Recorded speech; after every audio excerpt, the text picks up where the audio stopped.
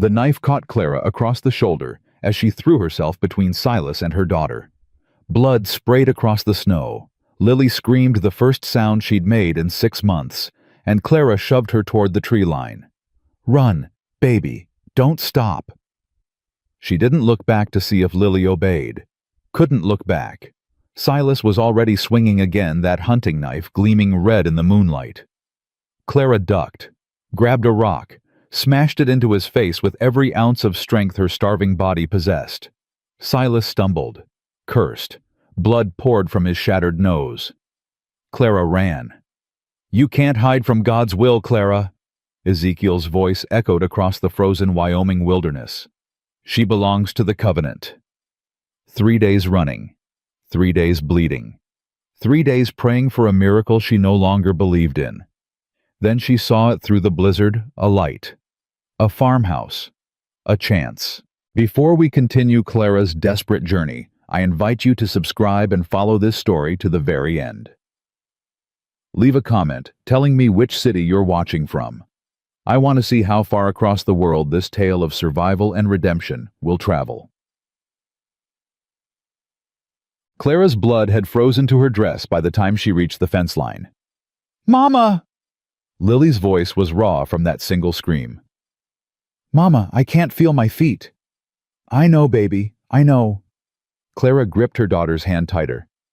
"See that light? We're almost there." "What if they're bad people too?" Clara didn't answer. Couldn't answer.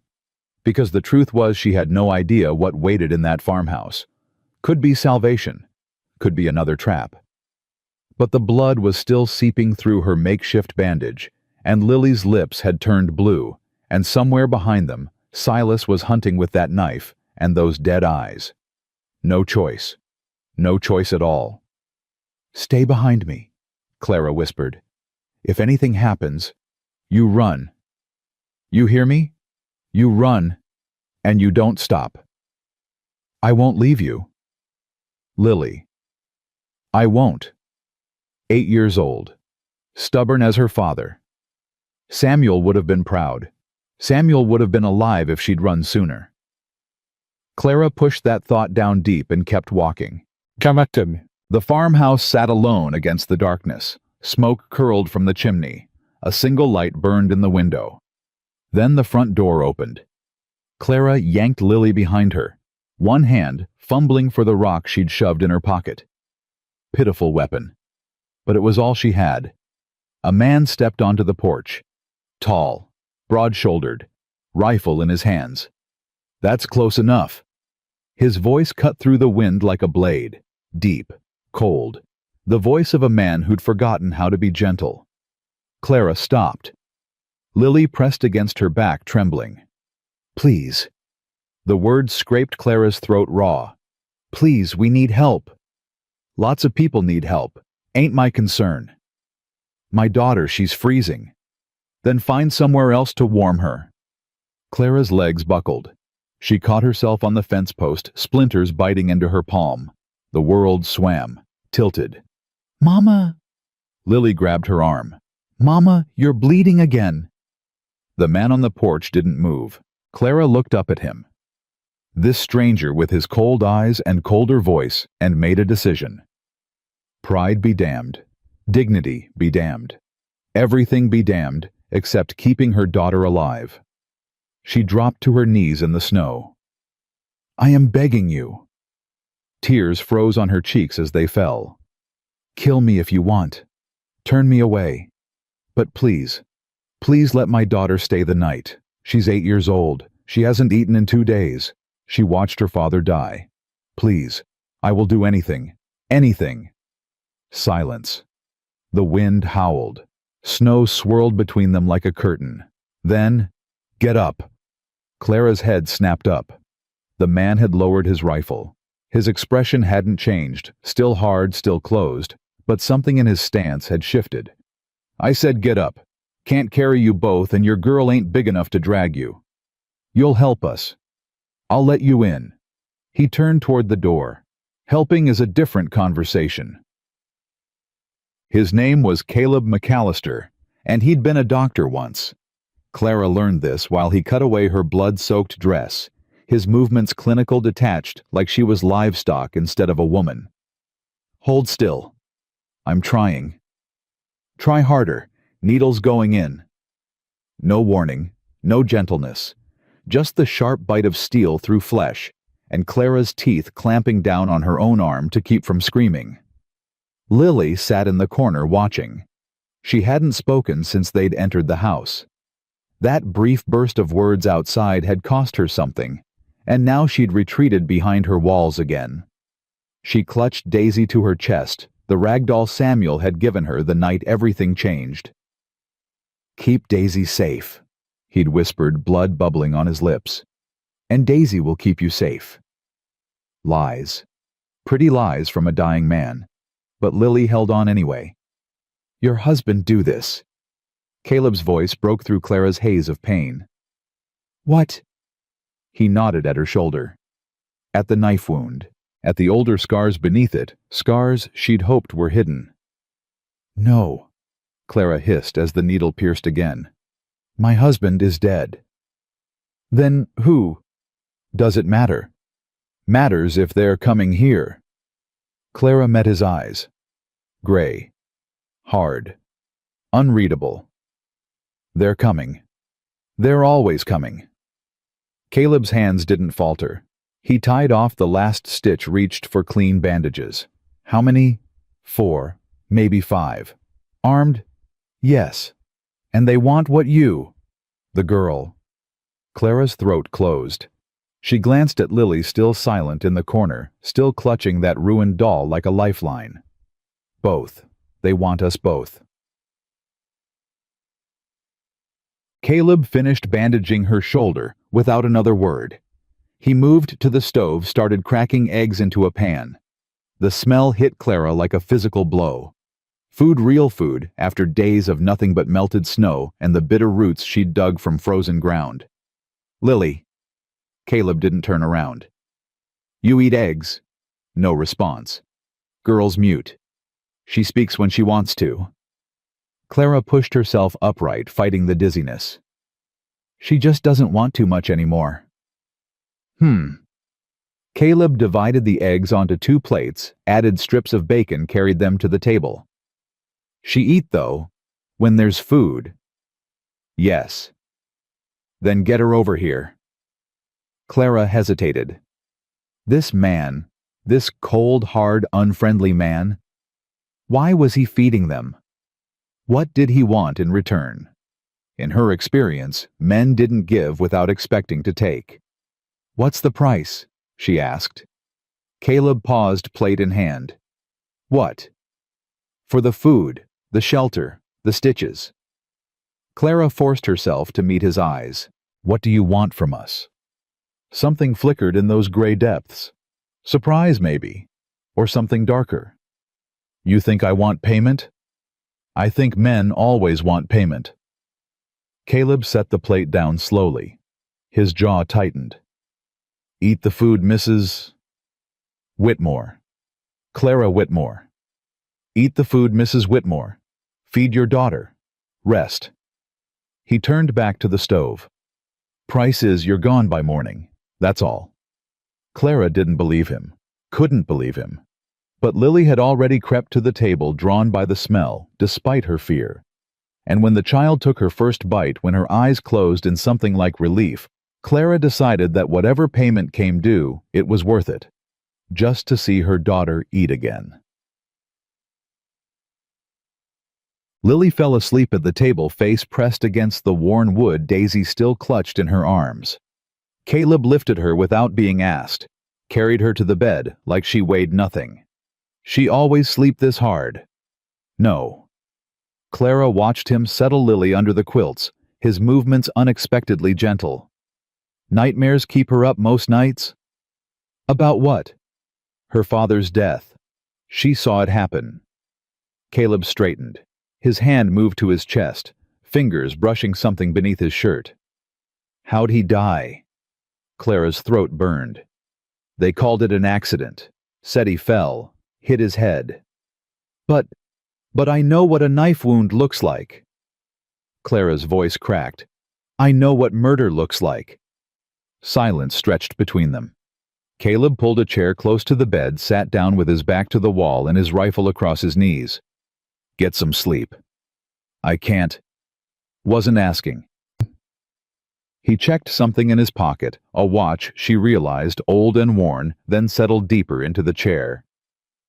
"Anyone comes through that door tonight, they come through me first." "Why?" The question escaped before Clara could stop it. She was exhausted, bleeding, terrified, and this stranger's kindness made no sense. Made her suspicious and grateful in equal measure. Caleb was quiet for a long moment. "Got ghosts," he said finally. "They don't rest easy. Figure maybe if I help someone else's family, mine might forgive me." "Forgive you for what?" But he'd closed his eyes. Conversation over. Clara lay down beside Lily, her wounded shoulder throbbing, her mind racing.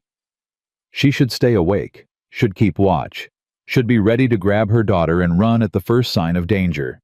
Instead, she slept, deep, dreamless, safe, for the first time in 6 months.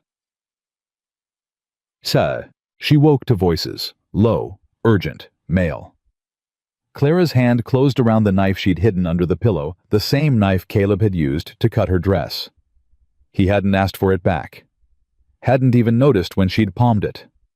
Or maybe he had noticed. Maybe he'd wanted her armed. Asking questions all over town, 4 of them like you said. That was Caleb. And someone else. Someone new. Clara eased out of bed, leaving Lily sleeping. She crept toward the main room, knife ready. The leader's an older fellow. Silver hair. Eyes like a snake. The new voice was gruff-weathered. Calls himself Reverend Crane. Says he's looking for his daughter-in-law and granddaughter. Says they're lost, confused, need to be brought home. Clara's blood turned to ice. She pressed her back against the wall, heart slamming against her ribs. "And folks believe him?" Caleb asked. "Some do. Man's got a way about him. Talks smooth. Quotes scripture like he wrote it himself." A pause. "But I've seen his type before. Had one in my town years back. Sweet words and dead eyes." "What happened to him?" "I shot him." The voice carried no regret. "After he killed my wife." Silence. Then Caleb. "You got a name, mister?" "Dawson. Henry Dawson. I'm sheriff over in Silver Creek." A chair scraped. "And I've been waiting 3 years for someone to help me bring that snake down." Clara stepped into the doorway. Both men turned. Caleb's hand moved toward his rifle, then stopped when he recognized her. The other man, Dawson, was older, weathered, with a star pinned to his chest, and eyes that had seen too much. "Mrs. Whitmore." Caleb's voice was flat. "You should be resting." "I heard." Clara's grip tightened on the knife. "I heard what he said. About Ezekiel. About easy." Dawson raised both hands, showing he was unarmed. "I ain't here to hurt you, ma'am. Opposite, in fact." "How did you find us?" "Wasn't looking for you specifically. Was looking for McAllister." Dawson glanced at Caleb. "Heard rumors about a hermit doctor living out past the ridge. Figured anyone hiding that hard might have reasons to hate the same people I hate." "And do I?" Caleb asked. Dawson reached into his coat, pulled out a folded paper. Old. Yellowed. He handed it to Caleb.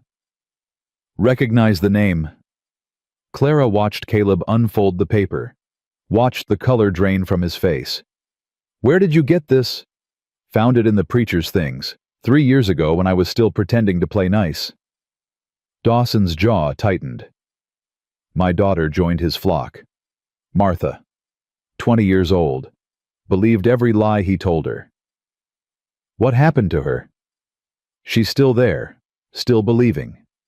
Pain flickered across the old lawman's face. "I've been building a case ever since, gathering evidence, waiting for the right moment." Caleb stared at the paper. His hand trembled slightly, the first weakness Clara had seen in him. "This letter is addressed to my brother, he said quietly. Thomas McAllister. He died 6 years ago. Did he? Dawson's voice sharpened. You sure about that? Caleb's head snapped up. What the hell does that mean? Means I've got a man in Crane's compound. A man who goes by Gabriel. Man who looks an awful lot like that daguerreotype you've got on your mantel.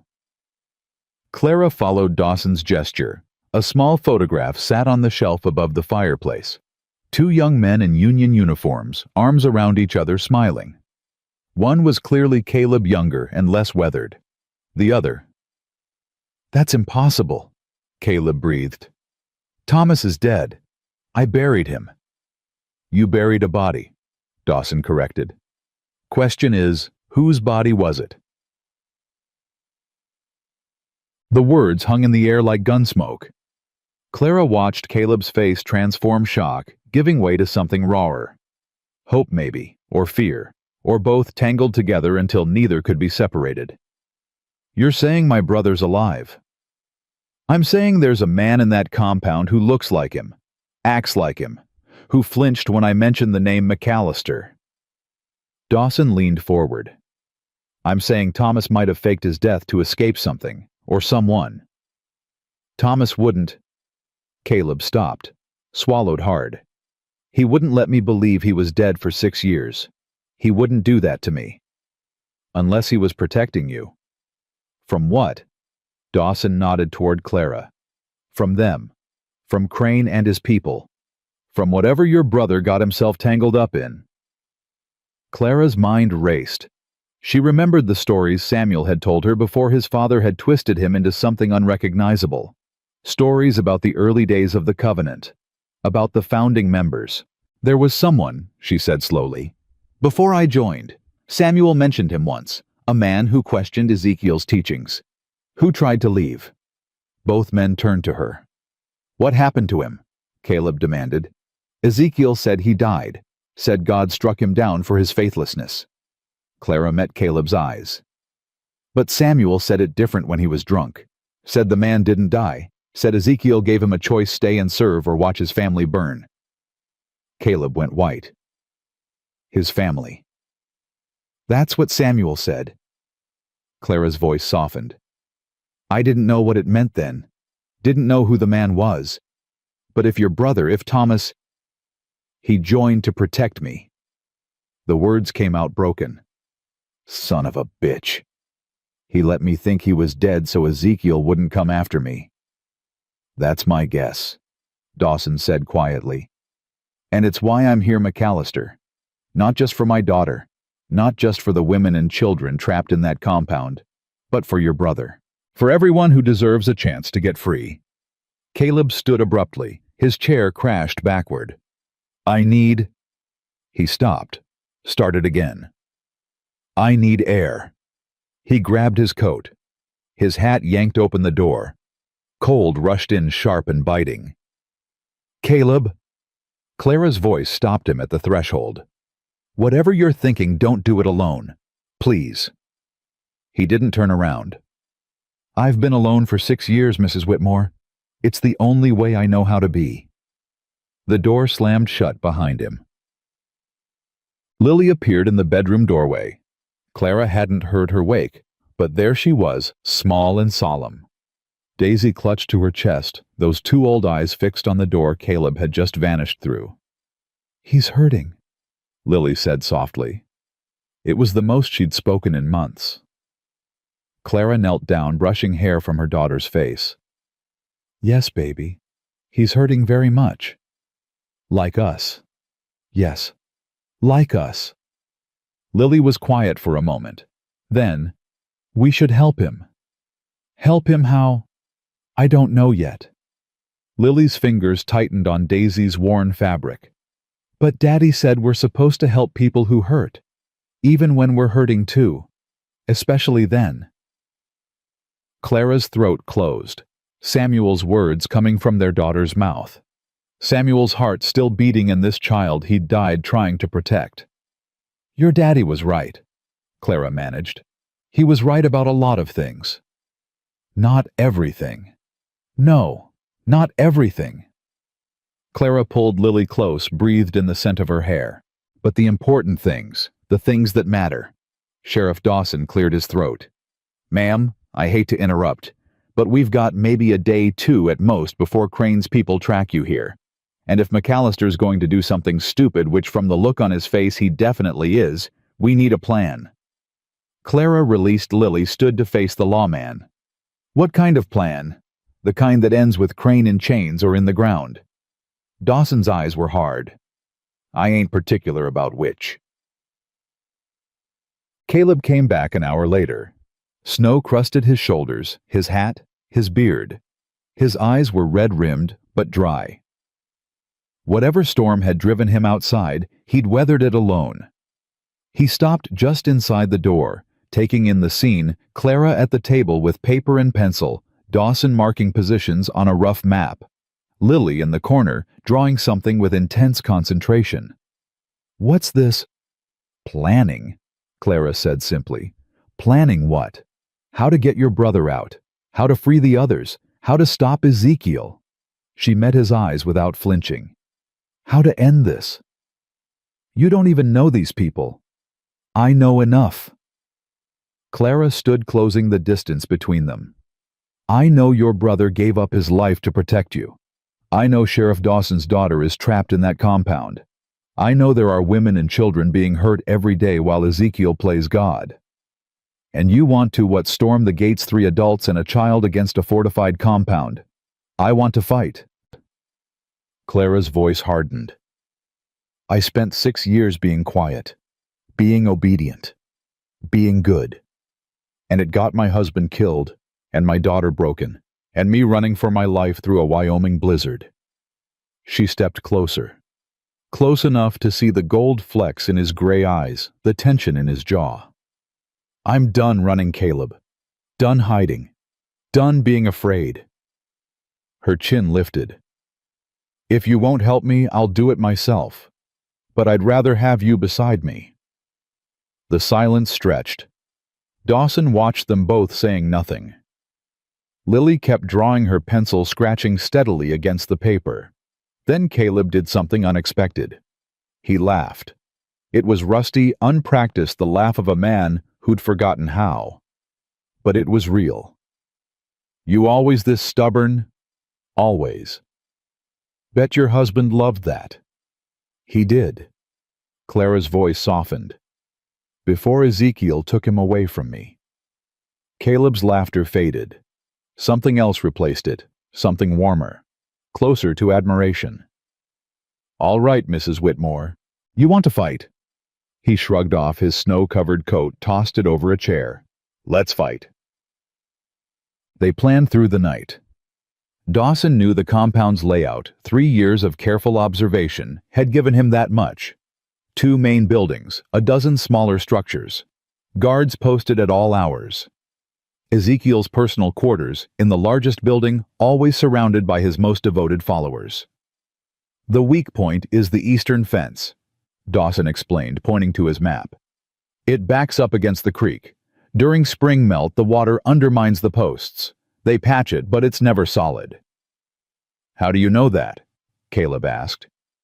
Because I've been sending messages to my daughter through that gap for 2 years. Dawson's voice roughened.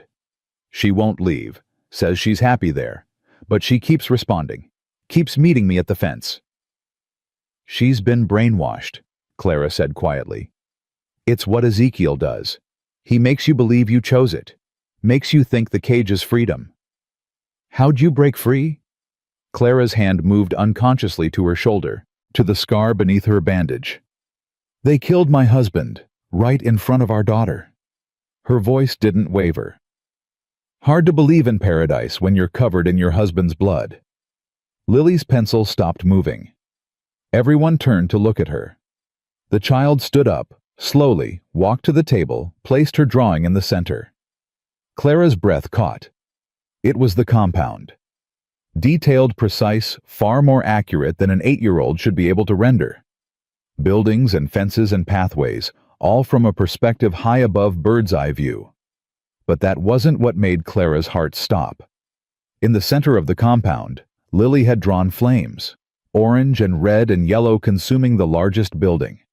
Figures running, figures falling, and standing apart from the chaos, 3 people holding hands. A man, a woman, a child, safe, together, watching the fire burn. "Lily," Clara's voice shook. "Baby, how did you—" "I saw it." Lily's voice was matter-of-fact. "Last night, while I was sleeping." Caleb leaned closer, studying the drawing. "This is accurate. The layout, the buildings. This is exactly how Dawson described it." "She's never been there," Clara whispered. "We joined after Samuel and I were already married. The compound was built later. She couldn't possibly know."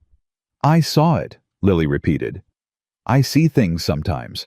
Things that haven't happened yet." Dawson crossed himself, old habit half forgotten. "Mother of God."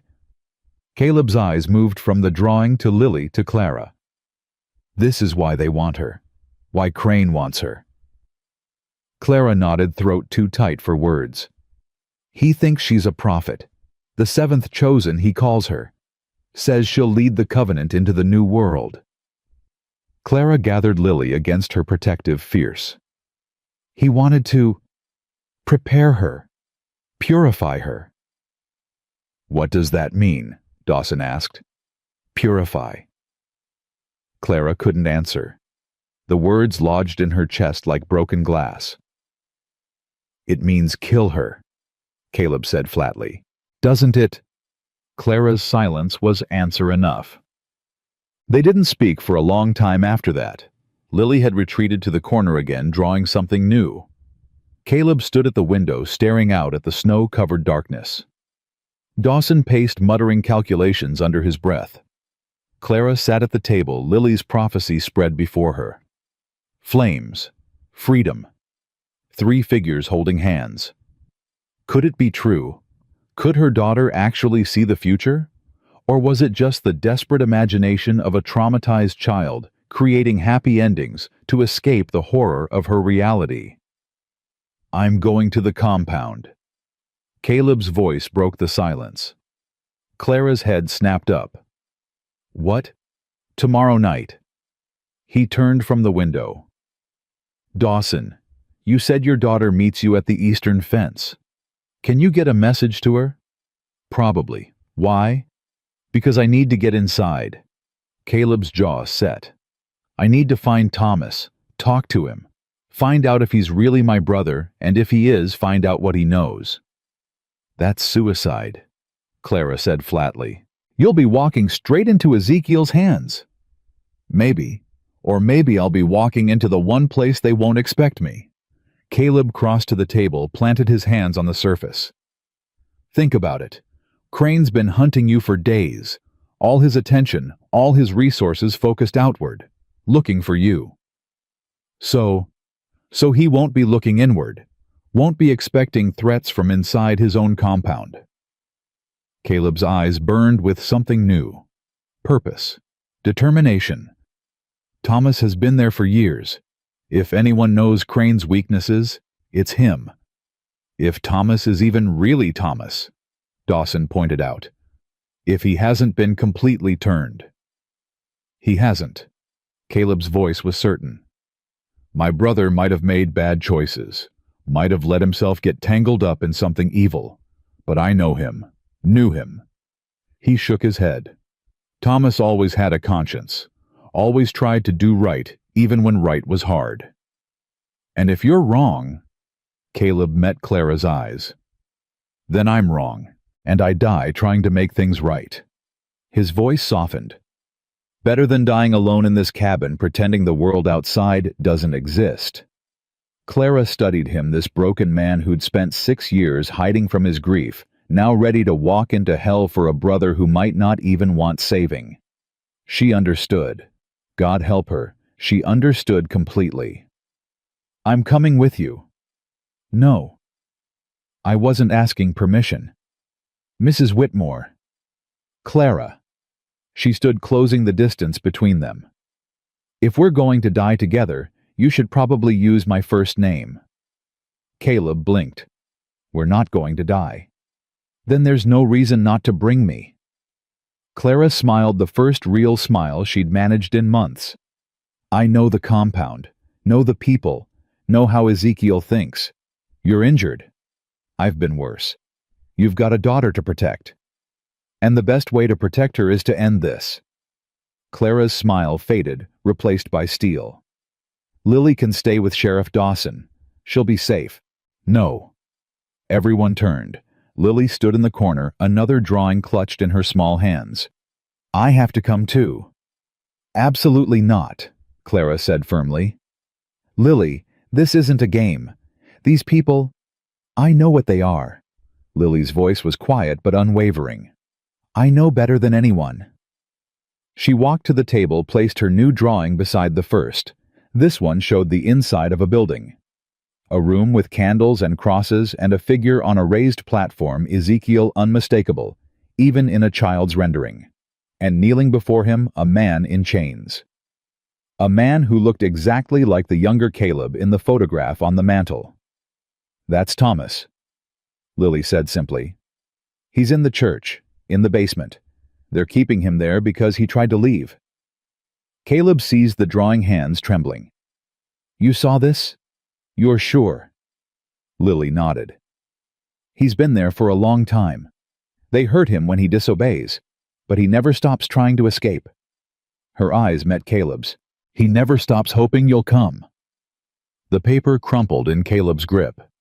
Tomorrow night, he said hoarsely. We go tomorrow night. Dawn broke gray and cold.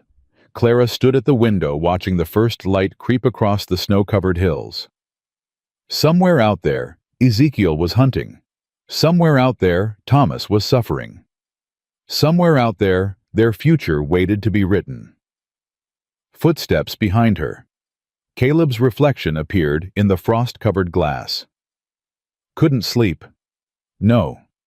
Clara didn't turn around. Too much thinking. Know the feeling. He moved to stand beside her close enough that she could feel the heat of him through her borrowed clothes. For what it's worth, I'm sorry. For what? For trying to turn you away, last night, when you first arrived. Clara finally looked at him. In the pale dawn light, he seemed younger somehow, less guarded. You had every right. We're strangers bringing trouble to your door. Still, his jaw worked. You were bleeding, desperate, and I almost walked away. But you didn't. No. He met her eyes. I didn't. Something passed between them. Clara couldn't name it, didn't want to name it, not yet, but it was warm, real. A connection forged in desperation and strengthened by shared purpose. Caleb. She hesitated. Whatever happens tomorrow night, don't. I just want you to know. I said don't. His voice roughened. Don't thank me. Don't say goodbye. Don't give me speeches about sacrifice and redemption. Then what do you want me to say? He was quiet for a long moment. Tell me it's going to work. Tell me we're going to find Thomas, save those people, stop Crane. Tell me this isn't all for nothing. Clara reached out. Her hand found his calloused, strong, trembling slightly. It's going to work, she said quietly. We're going to find your brother. We're going to save everyone we can. And we're going to stop Ezekiel Crane. You believe that? I have to. Clara squeezed his hand. Because the alternative is giving up. And I've come too far to give up now. Caleb looked down at their joined hands. When he looked up again, something had changed in his eyes. All right, Clara Whitmore. His voice was rough but warm. Let's go save the world. Lily appeared in the doorway. Daisy clutched to her chest. Mama! Clara released Caleb's hand, crossed to her daughter. What is it, baby? I had another dream. Lily's face was pale. About tonight. About the compound. What did you see? Lily hesitated. Her eyes darted to Caleb, then back to Clara. Fire, she whispered. I saw fire everywhere. And screaming. And—" She stopped. "And what?" Clara prompted gently. Lily's grip on Daisy tightened. "And grandfather, standing in the flames." Her voice dropped even lower. "Smiling." Clara's blood went cold. "We need to move faster," she said, turning to Caleb. "Whatever we're planning, we need to do it now. Today." "That's impossible. Dawson needs time to contact his daughter, and we need to—" "There is no time." Clara's voice sharpened. "Lily's visions, they're never wrong. If she says Ezekiel is smiling in the flames, it means he knows something we don't. Means he's planning something." "What kind of something?" Clara met his eyes. "The kind that ends with all of us dead." They left within the hour. Dawson rode ahead to Silver Creek, promising to send word to his daughter before nightfall. Clara watched him disappear over the ridge, her stomach tight with fear, and something else. Something that felt dangerously like hope. "You trust him?" Caleb asked, checking his rifle for the third time. "I trust he wants his daughter back." Clara pulled on the coat Caleb had given her, too big smelling of wood smoke and leather. "That's enough for now. And if he's wrong, if his daughter's too far gone to help us, then we find another way." Clara met his eyes. "There's always another way." Caleb studied her for a long moment. Whatever he saw in her face, it seemed to satisfy him. "Lily ready?" Clara glanced toward the house.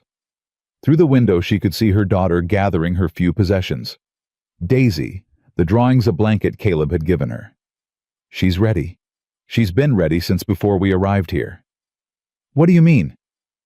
"I mean she knew." Clara's voice softened. "She told me 3 days ago before we even ran. Said we'd find help at a farmhouse in the snow. Said a sad man would save us." Caleb went still. "She said that—" "Word for word." Clara shook her head. "I thought it was just a child's imagination, wishful thinking. But then we found you and—" She didn't finish, didn't need to. "That's why Crane wants her," Caleb said quietly. "Not just because she sees things, but because she sees true things. Things that haven't happened yet." "Yes. And he wants to use that, control it. He wants to own it." Clara's jaw tightened. "Like he owns everything else. Like he owned my husband. Like he tried to own me." The door opened behind them. Lily emerged small and solemn. Daisy tucked under one arm and her drawings clutched in the other. "I'm ready, Mama." Clara knelt, brushing hair from her daughter's face. "You remember what we talked about staying quiet and doing exactly what Mr. McAllister says?" "Yes." "And if something goes wrong, run, hide, don't look back." Lily's voice was steady, rehearsed. "Find Sheriff Dawson. Tell him everything." Clara's heart cracked a little more. 8 years old, already planning for the worst. "That's my brave girl." Lily's eyes moved to Caleb, standing silent behind her mother. "He's scared too," she said matter-of-factly, "but he's pretending he's not." Caleb's eyebrows rose. "That's so—" "Yes." Lily tilted her head, studying him with that unnerving intensity. "You're scared of finding your brother. Scared of what he might have become." "Lily," Clara's voice sharpened. "That's not polite." "It's all right." Caleb crouched down to Lily's level, bringing his eyes to hers. "She's right. I am scared." "Why?" "Because I loved my brother. Still love him." Caleb's voice roughened. "And I don't know if the man inside that compound is the same person I grew up with. The person who taught me to fish and shoot and ride. The person who stayed up all night with me when our mother was dying." Lily considered this. "He is," she said finally. "Different but the same, like Mama." Clara blinked. "Like me. You're different now than before." Lily's eyes moved to her mother. "Before Daddy died. Before we ran. But you're still Mama. Still the same inside where it matters. Clara's throat closed completely. Baby. People don't stop being themselves just because bad things happen to them. Lily's voice held a certainty that seemed impossible for her age. They just learned to hide better. Mr. Thomas learned to hide really well. But he's still in there, waiting for someone to find him. Caleb stood slowly. When he spoke, his voice was thick. I hope you're right, little one. I am. Lily tucked Daisy more securely under her arm. I'm always right about the important things. Despite everything, the fear, the danger, the impossible odds, Clara laughed. She's not wrong about that either. The journey to Silver Creek took most of the day. They avoided the main roads cutting through forests and across frozen streams, moving as fast as Lily's small legs could manage. Caleb led the way, rifle-ready eyes constantly scanning for threats. Clara brought up the rear, her wounded shoulder aching with every step. They stopped twice to rest. Once at an abandoned mining shack where Lily fell asleep against Clara's shoulder.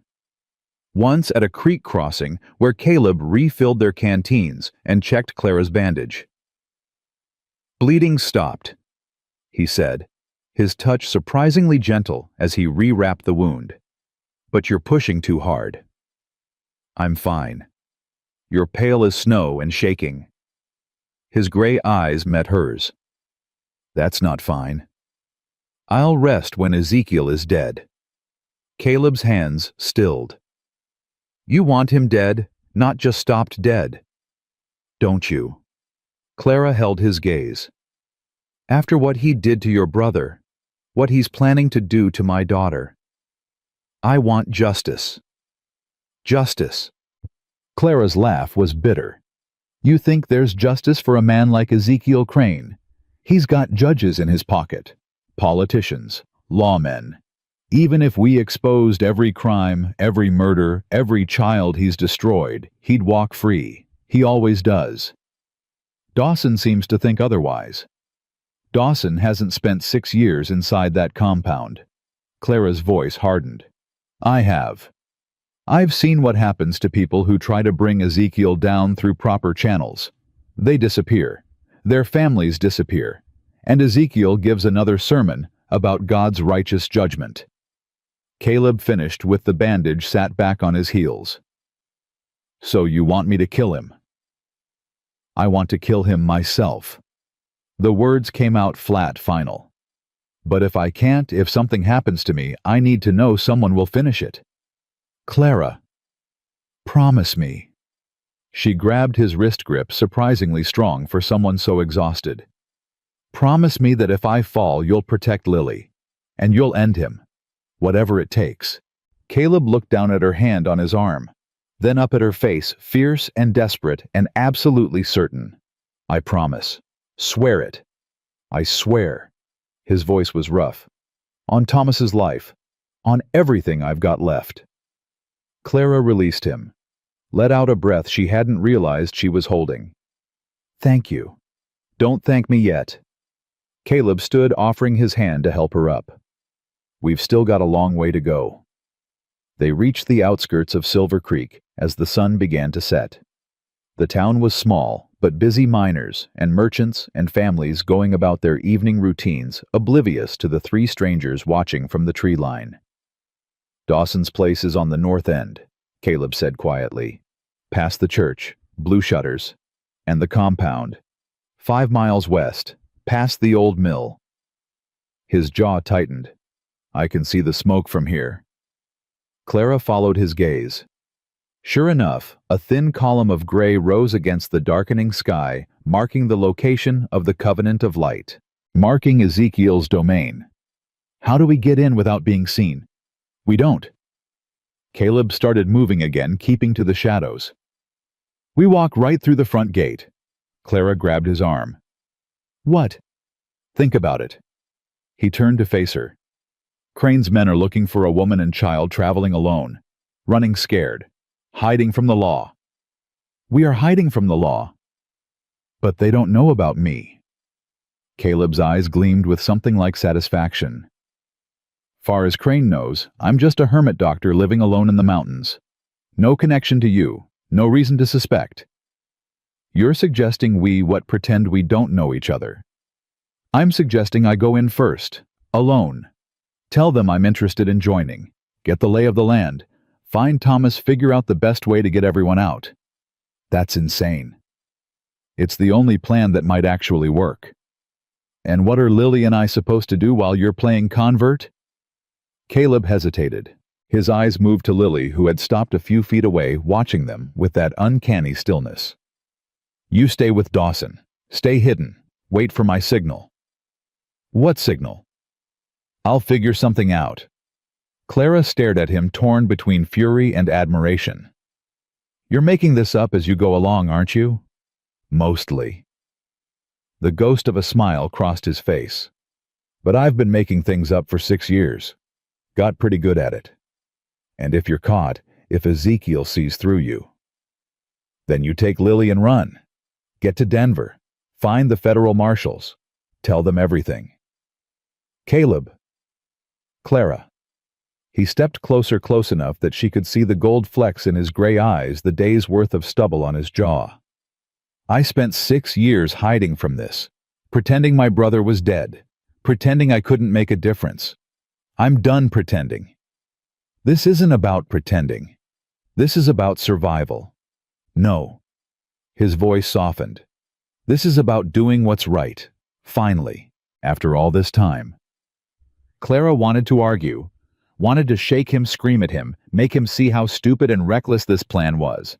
But she also understood the weight of years spent running, understood the desperate need to stop, turn around, face the thing that had been chasing you.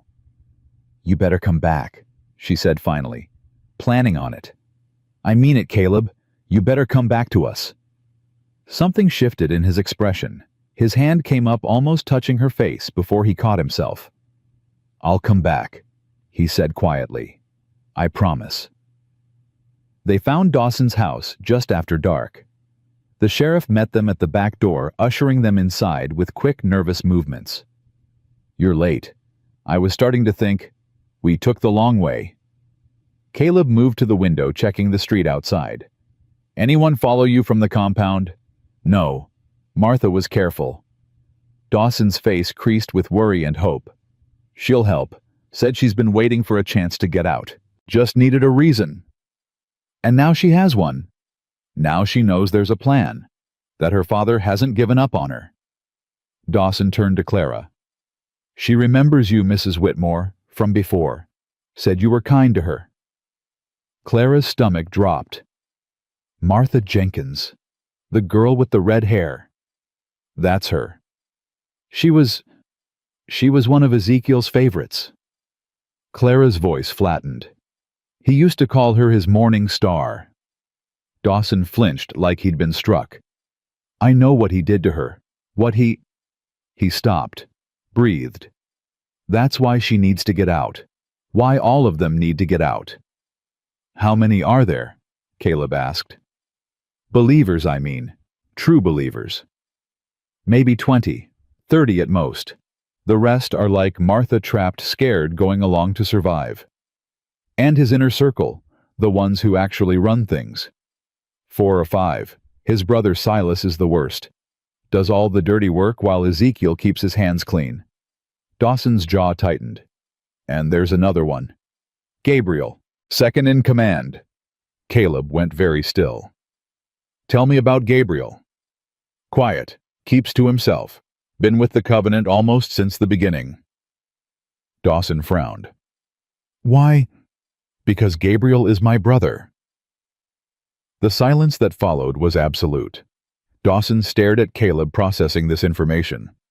His face cycled through shock, confusion, understanding. The man in the daguerreotype, Thomas McAllister. The same. And you're telling me he's one of Crane's lieutenants? Yes. Caleb's voice was tight. But if Lily's visions are right, he's also a prisoner. They're keeping him in the church basement. I've never seen anyone in the church basement. Because they don't want you to see. Because Thomas knows things Crane doesn't want getting out. Caleb turned from the window. That's why I need to get inside, tonight. Tonight? Dawson shook his head. That's too soon. We need more time to... We don't have more time. Clara spoke up, her voice sharp. Lily had another vision this morning. Ezekiel standing in flames, smiling. What does that mean? It means he's planning something. Something big. Clara's hand found Lily's squeezing gently. Something that ends with all of us dead if we don't stop it. Dawson looked from Clara to Caleb to Lily. You're asking me to trust a child's dreams. I'm asking you to trust me. Caleb stepped forward. And to help me save my brother, and your daughter, and everyone else trapped in that compound. The sheriff was quiet for a long moment. Then, what do you need? The plan came together in pieces. Martha would meet them at the eastern fence at midnight. She'd lead Caleb to the church where Thomas was being held. Dawson would create a distraction at the main gate, a fire maybe, or a commotion loud enough to draw attention away from the compound's interior. Clara and Lily would wait at Dawson's house. Hidden. Safe.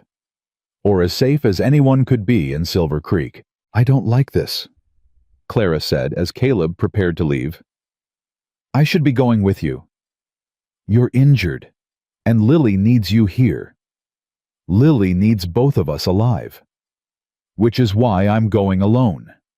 Caleb checked his pistol, slid it into his holster. One person draws less attention than two, and if something goes wrong, don't. You'll still be free, still able to get her out. Clara caught his arm as he reached for his coat. You come back. You hear me? You find Thomas. You get Martha and you come back. Caleb looked down at her hand on his sleeve. When he looked up, something had shifted in his eyes, something soft and uncertain and entirely new. Why does it matter so much? What? Whether I come back? You barely know me. 2 days ago you were bleeding out in my yard. Clara's throat tightened. Because you're the first person in 6 years who's treated me like a human being. Because you fed my daughter and stitched my wounds and stayed up all night to keep us safe. Her voice cracked. Because I can't do this alone. I thought I could, but I can't. Caleb was silent. Then slowly, deliberately, he raised his hand to her face. His thumb brushed her cheek, calloused, warm, impossibly gentle. I'll come back, he said quietly. That's a promise. Before Clara could respond, he was gone. Lily appeared at her elbow. He's scared again. I know, baby. But he's not pretending anymore. Lily's small hand found Clara's. That's good, isn't it? Clara watched Caleb's shadow disappear into the darkness. I hope so. The hours crawled. Clara paced Dawson's small parlor, unable to sit, unable to rest. Every creak of the floorboards made her jump. Every gust of wind against the windows sounded like approaching footsteps. Lily sat by the fire drawing. Always drawing. Mama. Her voice was soft. Come look. Clara crossed to her daughter's side, looked down at the paper in Lily's lap. It was the church again, but different this time. The flames were smaller, contained, and standing outside the burning building were 5 figures, not 3. Clara, Lily, Caleb, and 2 others. A man who might have been Thomas, older, thinner, but recognizable from the daguerreotype, and a young woman with long hair, Martha. They're all going to make it, Lily said quietly. All of them. You're sure? I'm sure. Lily looked up, her eyes clear and certain. But something else is coming. Something I can't see yet. What do you mean? It's like fog, covering part of the picture. Lily's small face creased with frustration. I can see the fire, the escape, the 5 of us together. But after that... She shook her head. After that, everything goes dark. Clara's blood chilled. Dark how? I don't know. Lily set down her pencil. It's never happened before. Usually I see everything all the way to the end. But this time, maybe it means there are choices still to be made. Clara kept her voice calm, reasonable. Maybe the future isn't decided yet. Maybe. Lily didn't sound convinced. Or maybe something bad is going to happen. Something so bad I can't make myself see it. Clara pulled her daughter close, held her tight. Nothing bad is going to happen. We're going to get out of this, all of us. Promise. Clara closed her eyes. Could she promise? Could anyone promise safety in a world where men like Ezekiel Crane held power? I promise I'll do everything I can to protect you, she said finally. Everything I have, everything I am. That's not the same as promising we'll be okay. No. Clara pressed a kiss to Lily's hair. But it's the best I can do. Gunshots. Clara was on her feet before the sound finished echoing, pulling Lily behind her, the knife appearing in her hand like magic. Stay low, she hissed. Against the wall. The shots came from the west, from the direction of the compound. Too soon, far too soon. Clara crossed to the window, peering through the gap in the curtains. In the distance, she could see lights moving, torches maybe, or lanterns flickering against the darkness like angry stars. The front door burst open. Clara whirled, knife raised, ready to fight to the death. Dawson stood in the doorway, breathing hard, blood running from a cut on his forehead. We have to go, now. What happened? Where's Caleb? Trapped. Dawson grabbed a rifle from the wall, shoved a pistol into Clara's hands. Martha was followed. They knew we were coming. How? Does it matter? He was already moving toward the back door, checking the alley beyond. They're coming here next. 5 minutes, maybe less. Clara's mind raced. Think. The church. You said Thomas is in the church basement. Forget Thomas. Forget Caleb. We need to... I'm not leaving him. Mrs. Whitmore. I'm not leaving him. Clara's voice cut like steel. He went in there for us. For my daughter. I won't abandon him. Then you'll die, and your daughter will die, and everything, all of this will be for nothing. Clara hesitated. Lily's hand found hers, small, warm, trusting. Mama. The child's voice was steady. He's still alive. I can feel it. Lily. He's alive, and he needs us. Lily's eyes met Clara's. We can't leave him. You know we can't. Clara looked at her daughter, this impossible child who saw the future, who'd survived horrors no 8-year-old should face, who still believed in saving people despite everything. Then she looked at Dawson. Show me how to get to the church. You're insane. Show me, or I'll find it myself. Dawson stared at her for a long moment. Clara saw the calculation in his eyes, the weighing of risks, the assessment of odds. Then he swore under his breath. Through the mill. There's a passage, old smuggling route from the mining days. Comes out near the church's back entrance. Will you take us? No. He checked his rifle one last time. But I'll make damn sure they're looking the other way while you go. Clara nodded. It would have to be enough. Lily, stay close to me. Don't let go of my hand, no matter what. I won't, Mama. Dawson. Clara met the sheriff's eyes. Thank you. For everything. Don't thank me yet. He moved to the back door, cracked it open, scanned the darkness beyond. Clear. Go now. Straight through the trees, then left at the old mill. You'll see the passage looks like a storm cellar. Clara gathered Lily against her side. What about Martha? Pain flickered across Dawson's face. She's in God's hands now. All of them are. He slipped out into the night. A moment later, Clara heard gunfire, deliberate, measured, drawing attention away from the house. Away from them.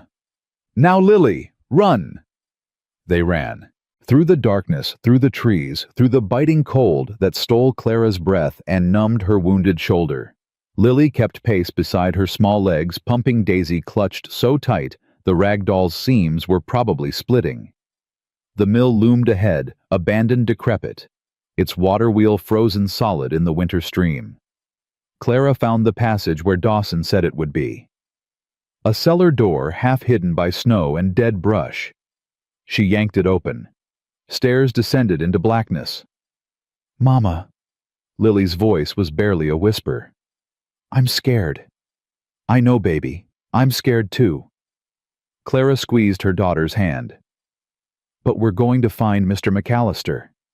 And then we're all going to get out of here together. Promise." Clara thought of Caleb's face in the lamplight, his hands gentle on her wound, his voice rough with emotion, swearing to come back. Promise. They descended into the dark. The passage was narrow, damp, ancient. Clara felt her way along the walls, one hand trailing cold stone, the other gripping Lily's fingers like a lifeline. She could hear sounds above them, muffled shouts, running footsteps, the crack of gunfire. Dawson's distraction was working. But for how long? "Mama, light ahead." Lily was right. A faint glow appeared in the distance, flickering and unsteady. Torchlight. Or candlelight. Clara slowed, pulling Lily behind her. The pistol felt heavy in her hand, unfamiliar, but she remembered the basics. Point. Shoot. Don't hesitate. The passage ended at another door, heavy wood iron hinges, a gap at the bottom, letting light seep through. Clara pressed her ear to the wood. Voices. At least 2, maybe 3. Male. Can't find them. Dawson's causing chaos at the gate and the woman's disappeared. She's here somewhere. Crane's certain. Crane's certain about a lot of things. Doesn't make them true. Careful. Talk like that gets people sent to the basement. Footsteps. Moving away. Clara counted to 30, to 60. Then she eased the door open. A cellar. Stone walls, dirt floor barrels, stacked in corners. A single torch, guttered in an iron bracket, casting dancing shadows across the space. Empty. For now. Clara slipped through, pulling Lily after her. They moved in silence, hugging the walls, staying low. Stairs at the far end. Leading up. To the church. To Caleb. Clara climbed. The church basement smelled of blood and rot. Clara pressed her hand over Lily's mouth, silencing the gasp that threatened to escape. The stairs had led them into a narrow corridor, torches flickering along stone walls that wept with moisture. And at the end of that corridor, a cell. Iron bars. A figure slumped against the far wall. Chains. Thomas? The name escaped Clara before she could stop it. The figure stirred, lifted his head. Even in the dim light, Clara could see the resemblance to Caleb, the same jaw, the same broad shoulders. But where Caleb was weathered, this man was broken. Hollow cheeks, sunken eyes, scars crisscrossing his bare arms like a map of suffering. "Who's there?" His voice was a rasp, barely human. "A friend." Clara moved closer, checking the shadows for guards. "Caleb sent me." Thomas went rigid. "Caleb." The name came out strangled. "My brother, Caleb." "Yes." "He's here. He came. He came for you." Clara reached the cell door, examined the lock. Heavy. Old. But not impossible. "He's somewhere in the compound. We got separated when—" "You have to leave." Thomas surged forward, chains rattling. "Now, before they find you." "I'm not leaving without you." "You don't understand." His hands gripped the bar's knuckles white. "Ezekiel knows. He knows everything. The plan, the distraction, Dawson's daughter, it was a trap. All of it." Clara's blood froze. "What?" "Martha. She didn't betray you, she was forced. Ezekiel had her brother. Threatened to kill him if she didn't cooperate." Thomas's voice cracked. "She came to me last night, confessed everything, begged me to warn Caleb, but I couldn't. I was locked down here and—" "Where is Caleb now?" "The main hall. Ezekiel wanted him alive. Wanted to—" Thomas stopped, swallowed. "Wanted to make an example." Clara's grip tightened on the pistol. "How do I get to the main hall?" "You can't. There are guards everywhere. Silas has men at every entrance. Then I'll go through them. You'll die. Maybe. Clara met his eyes. Caleb's eyes, she realized the same gray shot through with gold. But I made a promise, and I don't break my promises. Thomas stared at her. Something shifted in his expression. Recognition, maybe, or respect. There's another way, he said slowly. A passage behind the altar. Ezekiel uses it when he wants to appear suddenly during services. Make the congregation think he's manifesting through divine power. Where does it come out? Behind the main hall, near the back entrance. Thomas pressed closer to the bars. But you'll need a key for the passage door. Where's the key? On Silas. Thomas's jaw tightened. He keeps it on a chain around his neck, never takes it off. Clara absorbed this. Silas. The man who'd put the knife in her shoulder. The man who'd killed Samuel. The man she'd been waiting to face for 6 months. Mama. Lily's voice was barely audible. Clara turned to find her daughter standing very still, eyes fixed on something in the shadows. A door. Half hidden behind a stack of old crates. That's the altar passage, Thomas said, following Lily's gaze. But it's locked. Without the key. It's not locked. Lily's voice was strange. Distant. Not anymore. Clara crossed to the door, pushed gently. It swung open. How did you... Thomas began. She sees things. Clara didn't have time to explain. Lily, stay with Mr. Thomas. Don't move, don't make a sound. I'll be back. Mama, no. Lily. Clara knelt, gripping her daughter's shoulders. I need you to be brave. Can you do that? Can you be brave for me? Tears welled in Lily's eyes, but she nodded. I'll be back, Clara repeated. I promise. She kissed Lily's forehead, pressed Daisy into her arms, and stepped into the darkness.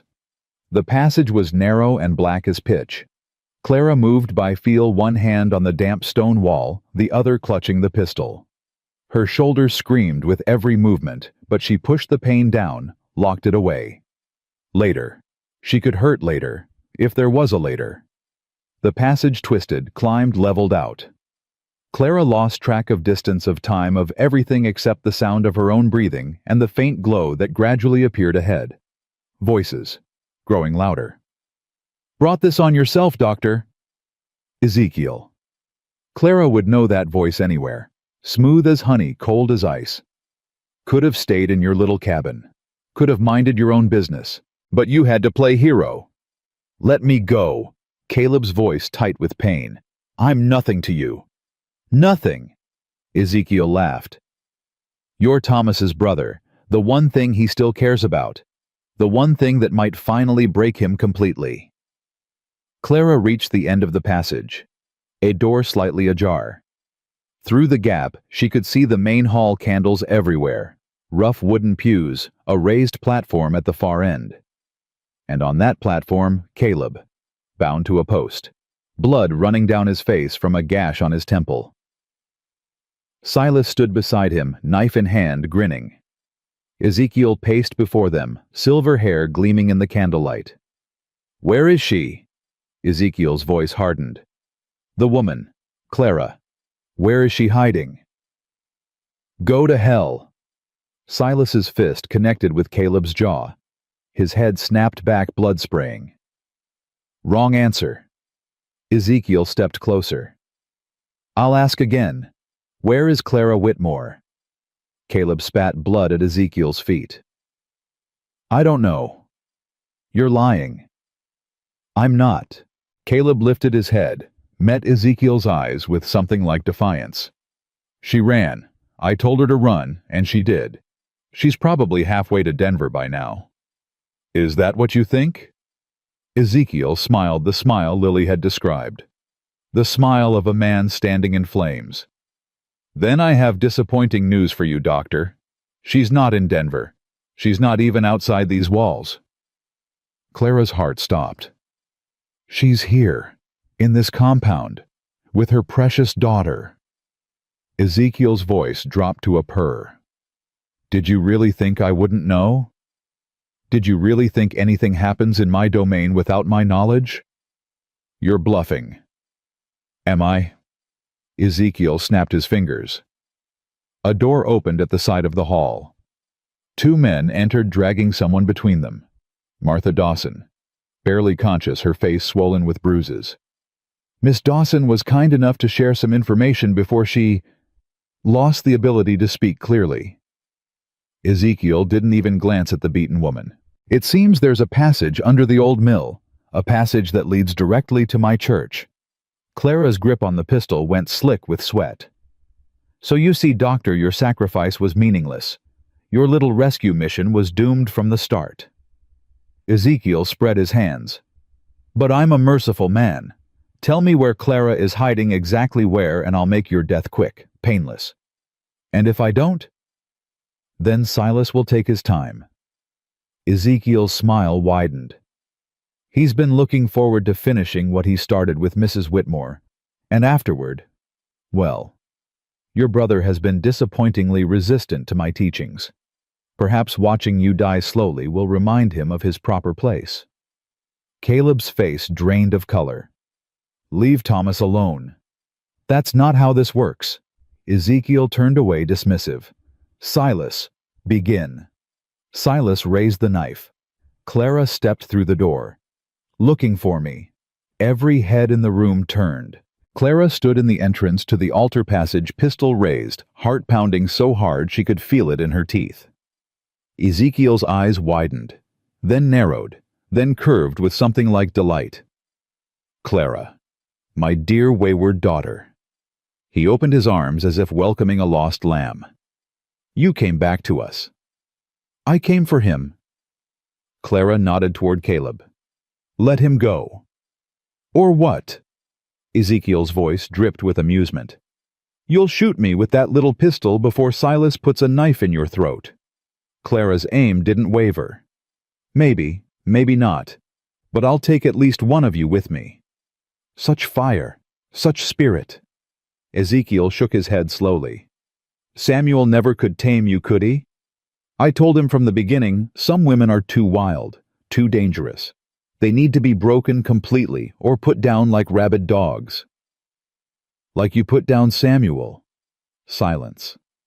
Ezekiel's smile flickered, just for a moment.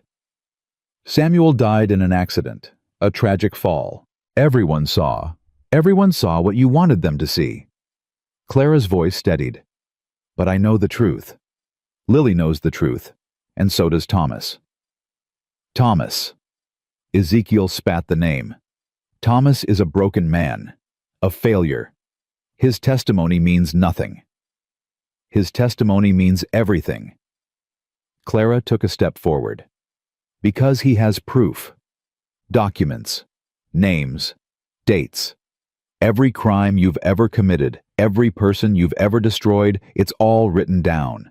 And it's already on its way to the federal marshals in Denver. Ezekiel's face went very still. You're lying. Am I? Clara smiled, a hard, dangerous smile she'd learned from 6 years of surviving in his shadow. Dawson's been planning this for 3 years. His daughter was never really yours. She was feeding him information the whole time. Every secret, every sin, all of it. That's impossible. Is it? Clara gestured at Martha, still slumped between the guards. Ask her, if she can still speak. Ezekiel's mask cracked. For the first time since Clara had known him, she saw real fear in his eyes. Then it was gone, replaced by something far worse. Rage. Kill her! Ezekiel's voice dropped to ice. Kill her now! Silas moved. Clara fired. The bullet caught Silas in the shoulder, spinning him sideways. He roared in pain, dropped the knife, clutched his arm. Clara was already moving. She grabbed a candlestick from the altar, swung it at the nearest guard. He went down hard. Caleb. She threw him the knife Silas had dropped. Cut yourself free. Chaos erupted. Guards poured in from every entrance. Ezekiel was screaming orders, his composure completely shattered. Martha had collapsed forgotten in the confusion. Clara fired again. Missed. Fired once more. Click. Empty. Silas was on his feet, blood streaming from his shoulder face twisted with murder. "You shot me," he snarled. "You actually shot me. Should have aimed higher." He lunged. Clara dodged barely. Her wounded shoulder screamed as she hit the floor, rolled, came up with the empty pistol still clutched in her hand. Silas kicked it away, grabbed her by the throat, lifted her off the ground like she weighed nothing. "I'm going to kill you slow," he breathed. "Make you suffer the way you made me suffer. Let her go." Silas froze. Caleb stood behind him, knife pressed to the big man's throat. "I said let her go." "You won't do it." Silas's grip tightened on Clara's throat. "You're soft, weak, just like your brother." "My brother survived 6 years in this hellhole." Caleb's voice was flat. "That's not weakness. That's strength you can't even imagine. He survived because he obeyed, because he broke. He survived because he was waiting." The knife pressed harder. Waiting for the right moment. Waiting for help to come. "And you think you're that help?" Silas laughed. "One broken doctor and a dying woman. Not just us." A new voice. From the back of the hall. Everyone turned. Thomas stood in the doorway. He looked nothing like the broken man Clara had left in the basement cell. His shoulders were straight, his eyes clear, his hands steady on the rifle he'd somehow acquired. And beside him, small and fierce and absolutely unafraid, stood Lily. "Let my mama go," Lily said clearly. "Or he'll shoot you." Silas hesitated. His grip on Clara's throat loosened slightly.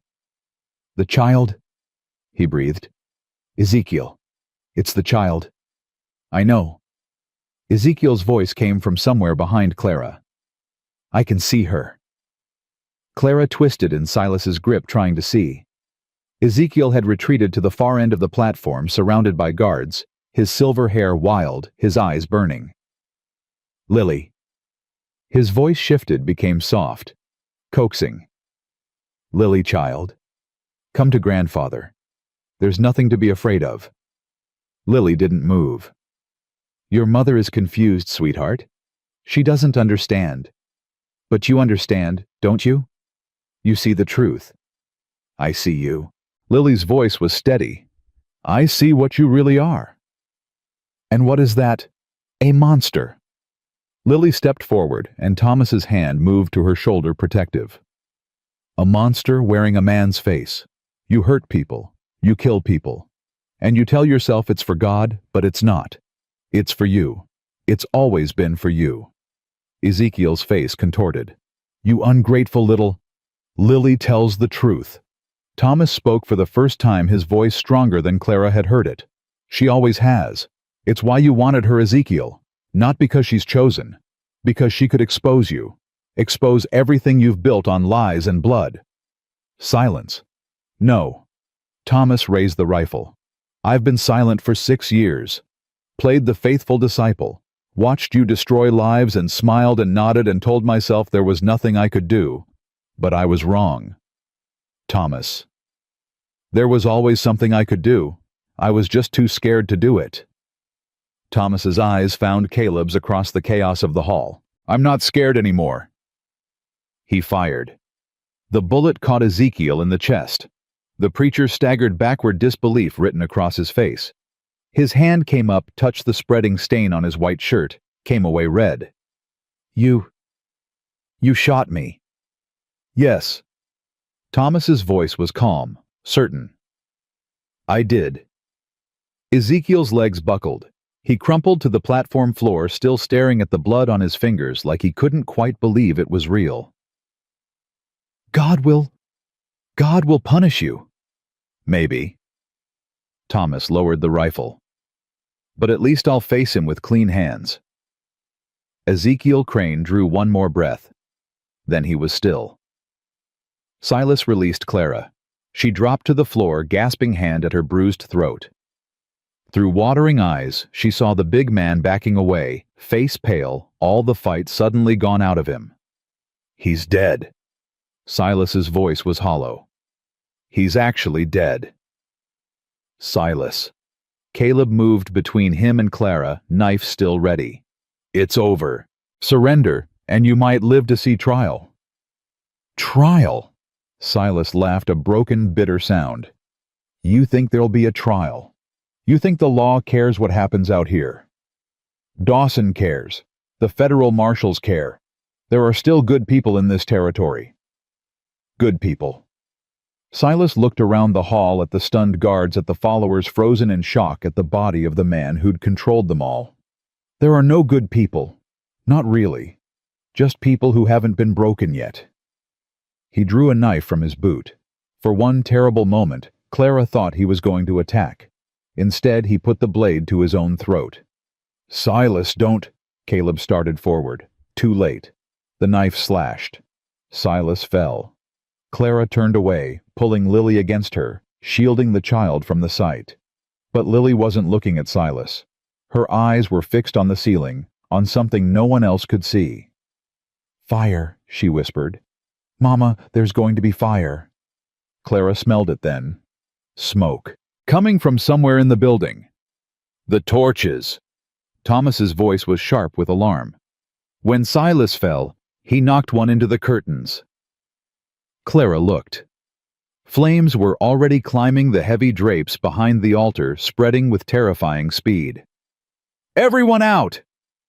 Caleb shouted. "Now!" Chaos erupted again, but different this time. Not violence panic.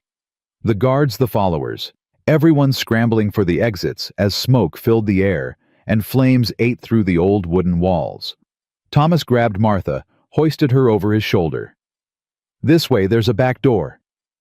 "Clara." Caleb's hand found hers in the smoke. "Stay close." She grabbed Lily. "Don't let go, baby. Don't let go no matter what." "I won't, Mama." They ran. Through choking smoke and screaming people. Through flames that licked at their clothes and heat that seared their lungs. Clara couldn't see, couldn't breathe, couldn't think, just ran following the grip of Caleb's hand like a lifeline. Cold air hit her face like a blessing. They were outside, in the snow, alive. Clara fell to her knees, coughing. Lily clutched against her chest. Beside her, Caleb collapsed, his breath coming in great heaving gasps. Thomas laid Martha gently in the snow and stood watching the church burn. "It's over." His voice was barely audible over the roar of flames. "It's finally over." People were streaming out of other buildings now, women, children, men who'd been held against their will. Some ran toward the tree line. Others just stood and stared at the inferno that had been their prison. "Dawson!" Caleb struggled to his feet. "Where's Dawson?" "Here." The sheriff appeared from the darkness, limping, badly, blood on his face, but alive. He stopped when he saw Martha drop to his knees beside her. "Martha, sweetheart, can you hear me?" Her eyes fluttered open. "Daddy, I'm here." Dawson gathered her in his arms, rocking her like a child. "I've got you. I've got you." Clara watched them, her heart aching with relief and exhaustion. Lily pressed against her side, Daisy still clutched in one arm. "Mama." "Yes, baby." "Is it over now? Are we safe?" Clara looked at Caleb standing beside his brother, their silhouettes lit by the burning church. Looked at Dawson, holding his daughter, weeping openly. Looked at the flames consuming the symbol of everything that had terrorized them. "Yes," she said softly. "We're safe." Lily was quiet for a moment. Then, "Mr. Caleb is looking at you." Clara turned. Sure enough, Caleb's eyes were on her. Something soft and wondering in their gray depths. "I know," Clara murmured. "He looks at you like Daddy used to look at you, before everything went bad." Clara's throat tightened. "Lily, I think he loves you." Lily's voice was matter-of-fact. "And I think you love him too, even though you're both scared to say it." Clara didn't answer. Couldn't answer. because her daughter was right. She was terrified. But for the first time in 6 years, she was also hopeful. And that, she realized, was something worth fighting for. The church burned until dawn. Clara sat on an overturned wagon, Lily asleep against her shoulder, and watched the flames devour the last of Ezekiel Crane's empire. Sparks drifted upward like lost souls, disappearing into the gray morning sky. "You should rest." Caleb's voice was rough from smoke. He lowered himself beside her, moving stiffly, his face a mess of cuts and bruises. "Can't." Clara didn't take her eyes off the fire. "Every time I close my eyes I see him. Silas. The knife at his throat. He made his choice." "I know." She shivered, despite the heat radiating from the burning building. "Doesn't make it easier." They sat in silence for a long moment. Around them, survivors huddled in small groups, some weeping, others simply staring. Dawson had organized the able-bodied men into a line, passing buckets, to keep the fire from spreading to the other buildings. "Thomas is looking for you," Clara said finally. Caleb nodded but didn't move. 6 years. His voice was barely audible. 6 years I thought he was dead. Mourned him. Blamed myself. And he was here the whole time. He was protecting you. I didn't need protecting. I needed my brother." Clara turned to look at him. In the firelight, the years showed on his face, the grief, the loneliness, the weight of carrying guilt that was never his to bear. "He needs you now," she said quietly. "That's what matters." Caleb's jaw tightened. He looked toward the small cabin where Thomas had taken Martha, where the wounded were being tended by those with medical knowledge. "I don't know what to say to him." "You'll find the words." "What if I can't?" Clara reached out, touched his hand. His fingers curled around hers, holding tight. "Then don't say anything. Just be there." She squeezed gently. "Sometimes that's enough." Caleb was quiet. Then slowly he lifted her hand to his lips, pressed a kiss to her knuckles. "Thank you." "For what?" "For making me remember." His eyes met hers. "What it feels like to fight for something, someone." Clara's heart stuttered. "Caleb." "I know." He released her hand, stood. "Not the time. Maybe not even the place." A ghost of a smile crossed his battered face. "But when this is over, when everyone's safe and the marshals have come, and Ezekiel's people are facing justice, I'd like to have a conversation with you, Clara Whitmore." "What kind of conversation?" "The kind that involves the future." He held her gaze. "Our future, if you want one." Clara couldn't speak. Her throat had closed completely, but she nodded, and Caleb's smile widened just a fraction, just enough, before he turned and walked toward the cabin where his brother waited. Lily stirred against Clara's shoulder. "Mama." "Shh. Go back to sleep, baby." "I heard what he said." Lily's voice was muzzy with exhaustion. "About the future. You were supposed to be sleeping." "I was mostly sleeping." A pause. "Do you want a future with him?" Clara looked toward the cabin where Caleb had just disappeared through the door. "I don't know," she admitted. "Yes, you do." Lily shifted, burrowing closer. "You're just scared to say it." "When did you get so smart?" "I've always been smart. You just weren't listening." Clara laughed, a genuine laugh, surprising herself. It felt strange in her throat, unfamiliar after so many months of nothing but fear. "I'm listening now," she said softly. "Good." Lily yawned. "Because I like Mr. Caleb, and I think Daddy would have liked him too." Clara's eyes burned. "You think so? I know so." Lily's voice was fading sleep reclaiming her. "Daddy always said the best people are the ones who keep trying, even when everything's broken." She was asleep before she could finish. Clara held her daughter close and watched the sun rise over the ashes of their nightmare. Thomas was sitting by the window when Caleb entered the cabin.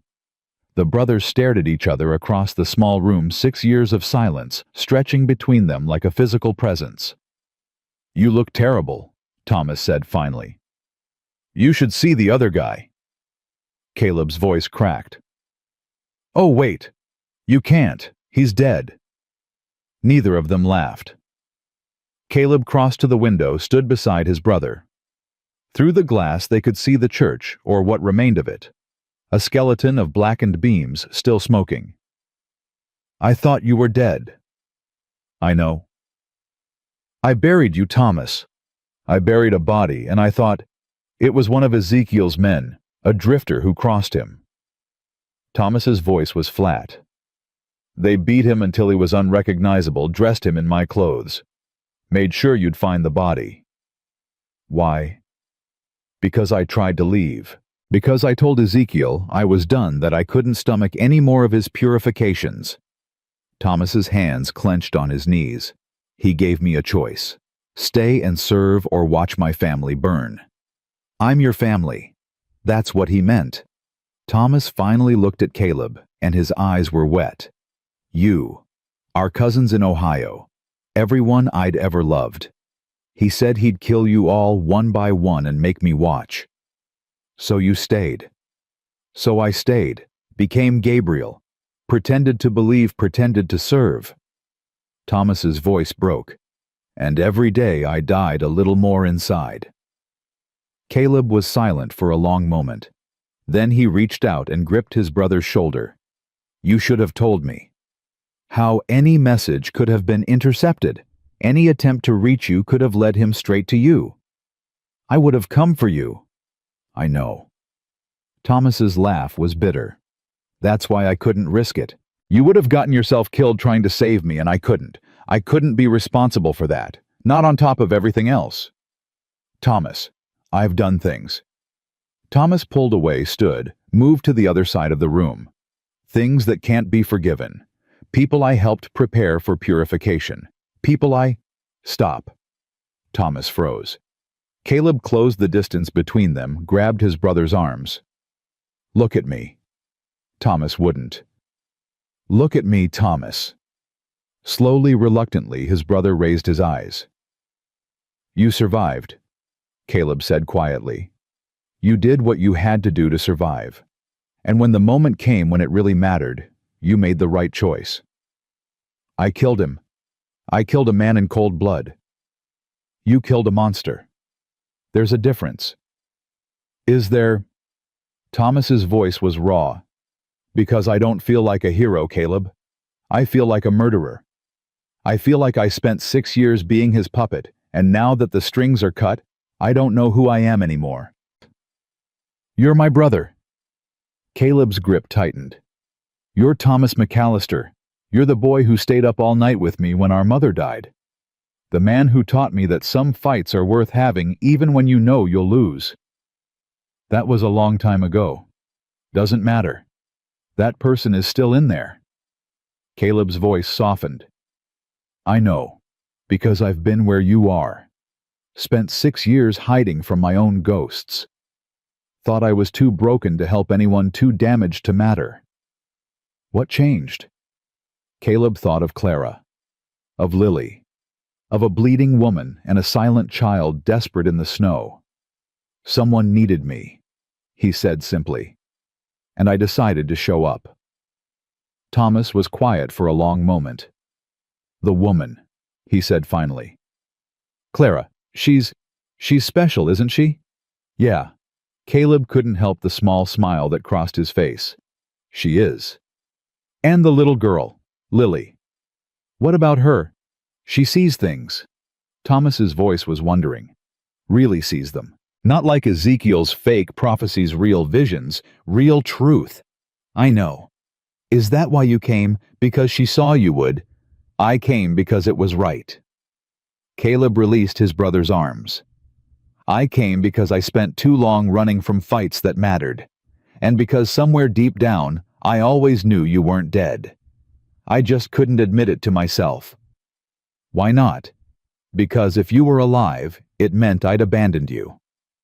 Caleb's voice roughened. It meant I'd failed you, and I wasn't ready to face that. You didn't fail me.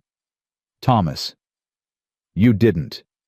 Thomas gripped Caleb's shoulder, mirroring the earlier gesture. I made my choice. I chose to stay, chose to protect you the only way I knew how. That's not your failure. That's my decision. A decision you shouldn't have had to make. Maybe. But I made it. And now? Thomas looked toward the window, toward the rising sun. Now we get to make new choices. Better ones. What does that look like for you? Thomas was quiet for a long moment. I don't know, he admitted. I've spent so long being Gabriel that I'm not sure who Thomas is anymore. But I'd like to find out. His eyes met Caleb's. If you'll help me. Caleb didn't hesitate. Always. The federal marshals arrived 3 days later. Clara watched them ride into what remained of the compound, a dozen men in uniform, led by a grim-faced captain named Roberts. They brought wagons for the survivors' documents for testimony chains for those who'd been Ezekiel's willing accomplices. Mrs. Whitmore. Clara turned. One of the marshals approached hat in hand, face carefully neutral. I'm Deputy Marshal Hayes. Captain Roberts asked me to inform you that we've reviewed Sheriff Dawson's evidence. Combined with the testimony we've already collected, there's more than enough to ensure justice is served. Justice. Clara tasted the word. What does that mean exactly? It means the men who helped Crane, the ones who participated in the purifications, will face trial in Denver. Federal trial. No local judges who might have been in Crane's pocket. And the others? The ones who were just followers. Hayes shifted uncomfortably. That's more complicated. Some of them didn't know what was really happening. Others knew but were too scared to leave. We're trying to sort out who's who. Most of them are victims. Clara's voice hardened. Women who were told they had no choice. Men who were threatened with violence against their families. Children who never knew anything different. I understand that, ma'am. And the captain's taking it into account. Hayes replaced his hat. There'll be a hearing in Denver. You and your daughter will need to testify. We'll be there. Yes, ma'am. One more thing. Hayes hesitated. The doctor's here, Thomas McAllister. There are some who want to see him charged alongside the others. Clara's blood chilled. Thomas saved us. He killed Ezekiel. Without him. I know, and the captain knows, but there are complications. Witnesses who claim Gabriel Thomas participated in at least 3 purifications over the years. Under duress, Ezekiel threatened his family. That'll be for the court to decide. Hayes's voice was not unkind. I'm just warning you, ma'am. This isn't over, not by a long shot. He touched his hat and walked away. Clara stood very still watching the marshals move through the compound, watching the survivors being loaded into wagons, watching the smoke still rising from the ruins of the church. Mama. Lily appeared at her side, Daisy tucked under one arm. Yes, baby.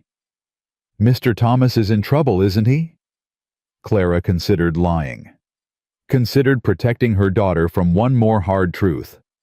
She couldn't. Yes, some people think he should be punished for things he did while he was here. But he only did those things because he was scared, because the bad man made him.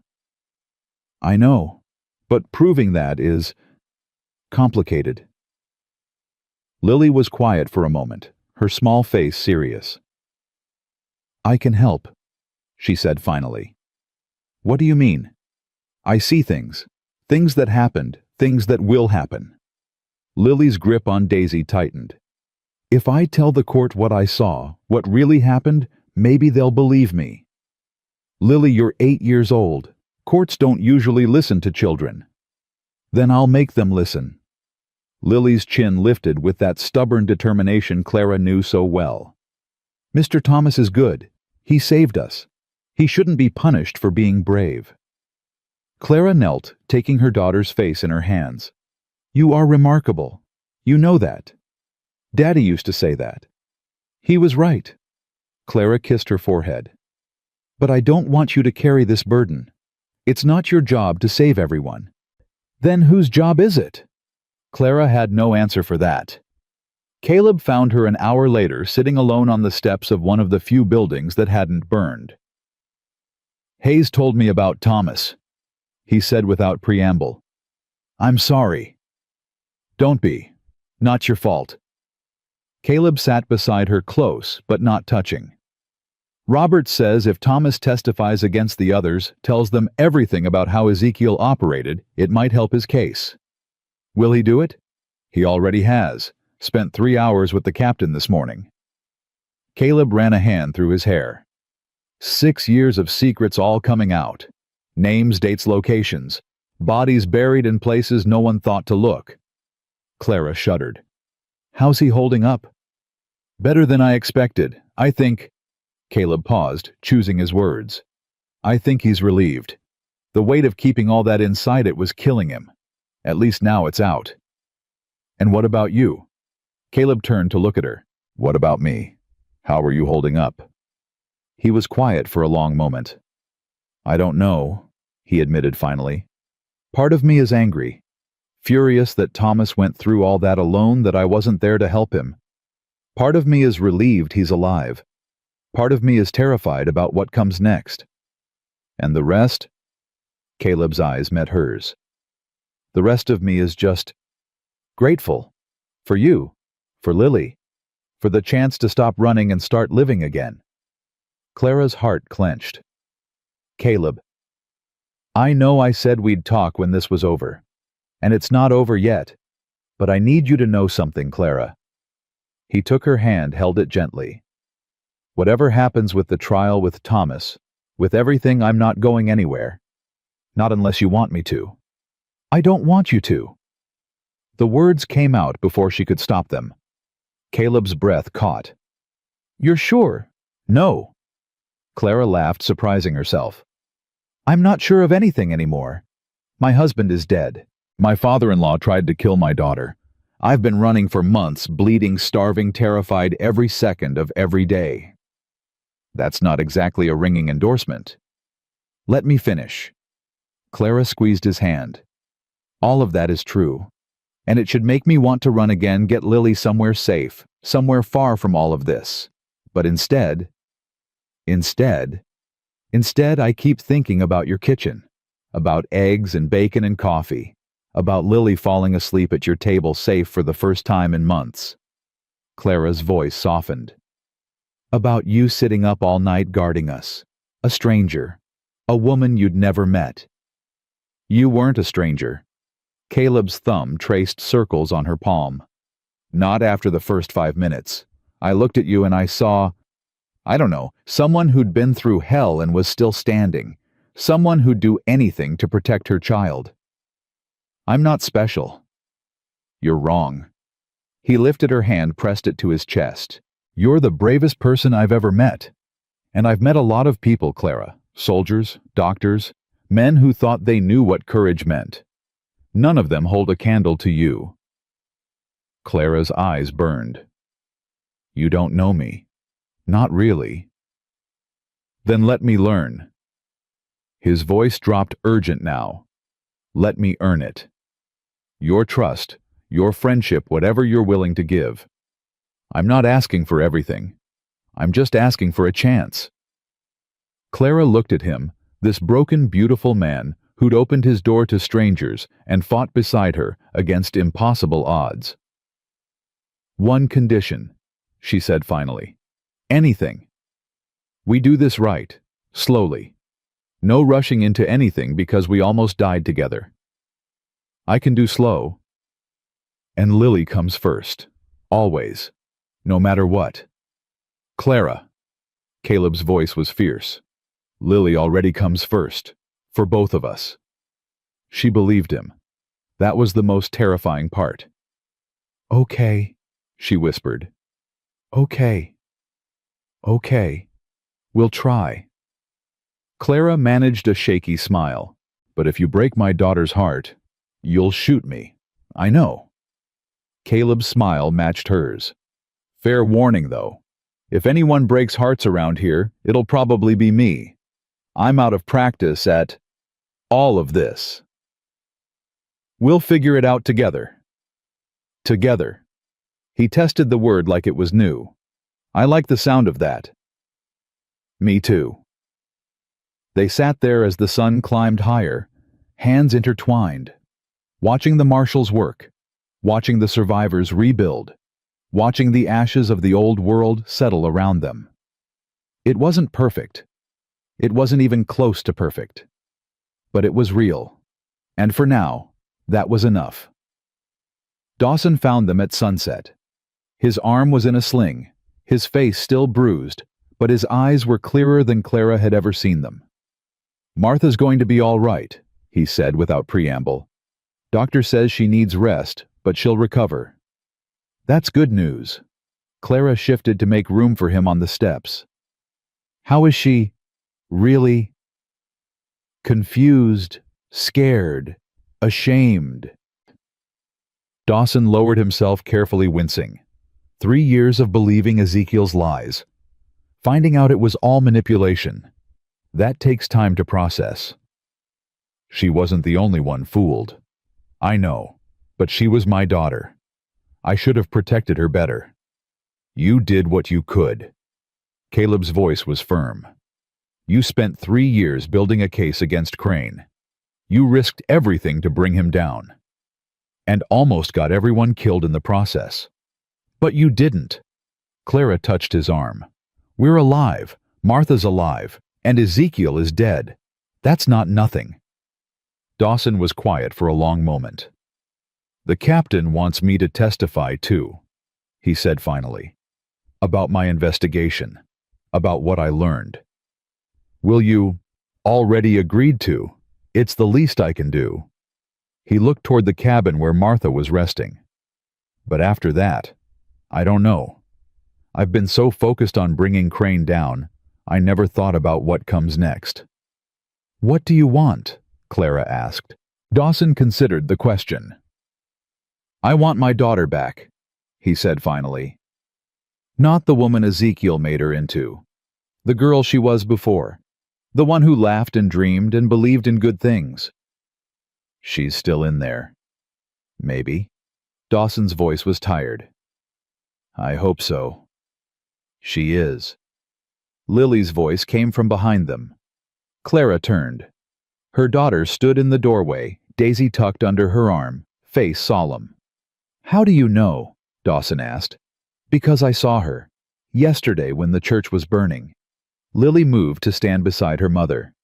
She was crying, not because she was scared, because she was relieved. Dawson's breath caught. You saw that? I see a lot of things. Lily's voice was matter-of-fact.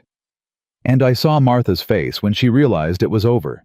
She looked like Mama did when we found Mr. Caleb's house, like she'd been holding her breath for years and finally got to let it out.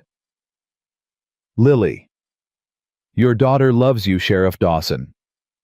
Lily's eyes met his. She never stopped. She was just too scared to show it. But the scared part is over now. You just have to help her remember who she used to be. Dawson stared at this strange, knowing child. How old are you again? 8. You talk like you're 40. That's what Mama says too. Lily shrugged. I can't help what I see. I just see it. Dawson shook his head slowly. Ezekiel was right about one thing, he said quietly. You are special, little one. Just not in the way he thought. I'm not special. I'm just different. Different is good. Dawson pushed himself to his feet, grimacing. Different keeps the world interesting. He touched his hat to Clara, nodded to Caleb, and walked slowly toward the cabin where his daughter waited. Lily watched him go. He's going to be okay, she said finally. Both of them. It'll take time, but they'll find their way back to each other. You see that too? No. Lily's voice softened. Some things I just believe. Clara pulled her daughter close, pressing a kiss to her hair. When did you get so wise? I've always been wise. You just weren't paying attention. I'm paying attention now. Good. Lily leaned into her mother's embrace. Because I have one more thing to tell you. What's that? Lily looked up, her eyes finding Caleb's over Clara's shoulder. He's going to ask you something important soon, something about staying. Clara's breath caught. Lily. And when he does, you should say yes. Lily's voice was certain. Because we belong here. With him. I've known it since the first night when he carried you into his house. Clara looked at Caleb. He looked back at her, something like wonder in his gray eyes. She's something else, he murmured. She's mine, Clara replied. Yeah. Caleb's smile was slow, warm, real. She is. They sat together as the stars came out, a woman and her daughter and a man who'd forgotten how to hope until hope came bleeding to his door. It wasn't perfect, but it was theirs. And that Clara realized was everything. 6 months later, the snow had melted. Clara stood on the porch of Caleb's farmhouse, their farmhouse, now watching Lily chase fireflies through the tall grass. The child's laughter echoed across the valley, pure and bright, a sound Clara had once feared she'd never hear again. She's happy. Caleb's voice came from behind her. His arms slid around her waist, pulling her back against his chest. She is. Clara leaned into him. I almost don't recognize her sometimes. This laughing, running, playing child. It's like she's becoming who she was always meant to be. She's becoming herself, finally. They watched in comfortable silence as Lily caught a firefly in her cupped hands, examined it with wonder, then released it back into the evening air. Thomas sent a letter, Caleb said finally. The trial's over. He's been cleared of all charges. Clara's breath caught. Really? Judge ruled he acted under extreme duress. Said there was no evidence of willing participation in any of Crane's crimes. Caleb's voice roughened. He's free, Clara. Really free. Where is he now? Denver. Working at a hospital there. Says the doctors are impressed with his skills. A pause. Says he's thinking of coming to visit, if we'll have him. Clara turned in Caleb's arms, looked up at his face. Is that what you want? I want my brother back. Caleb's voice was simple, honest. I want him to meet you properly, to see what we've built here, to know he has a family again. Then tell him to come. You're sure? After everything? Caleb? Clara touched his face. He saved my life. He saved Lily's life. He killed the man who murdered my husband and tried to destroy my daughter. Her voice softened. He's welcome in our home. Always. Caleb kissed her forehead. I don't deserve you. Probably not. Clara smiled. But you're stuck with me anyway. Best thing that ever happened to me, being stuck with you. Mama, Mr. Caleb. Lily came running toward them, Daisy bouncing under her arm. Come look, the fireflies are making patterns. Clara exchanged a glance with Caleb. Patterns. Like writing, like they're trying to tell me something. They followed Lily into the meadow where hundreds of fireflies danced in the gathering dusk. Clara didn't see any patterns, just the random flickering of light she'd known all her life. But Lily stood transfixed, her eyes tracking movements invisible to everyone else. What do they say? Caleb asked, his voice gentle. They say good things are coming. Lily's face lit up with a smile. They say we're going to be okay. Clara's throat tightened. And you believe them? I believe everything's going to be different now. Better. Lily turned to look at them, her eyes shining.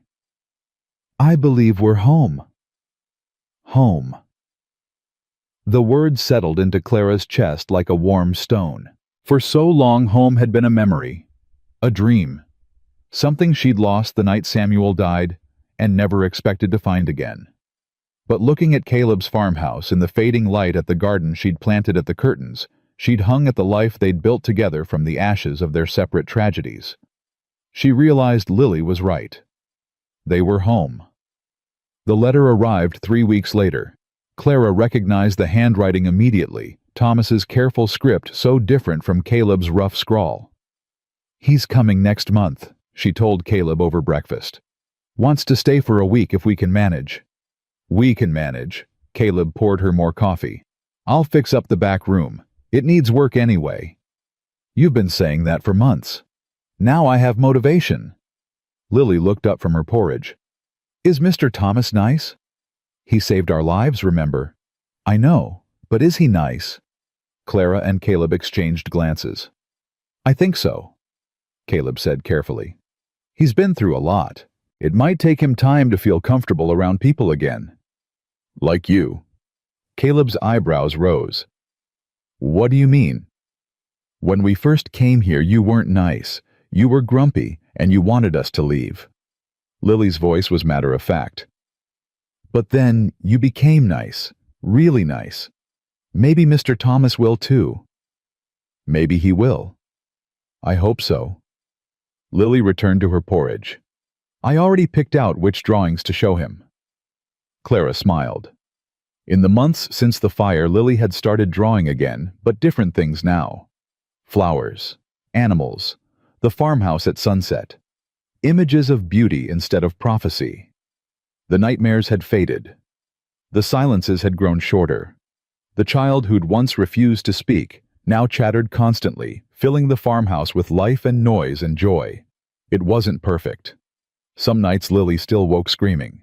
Some days Clara still flinched at loud noises.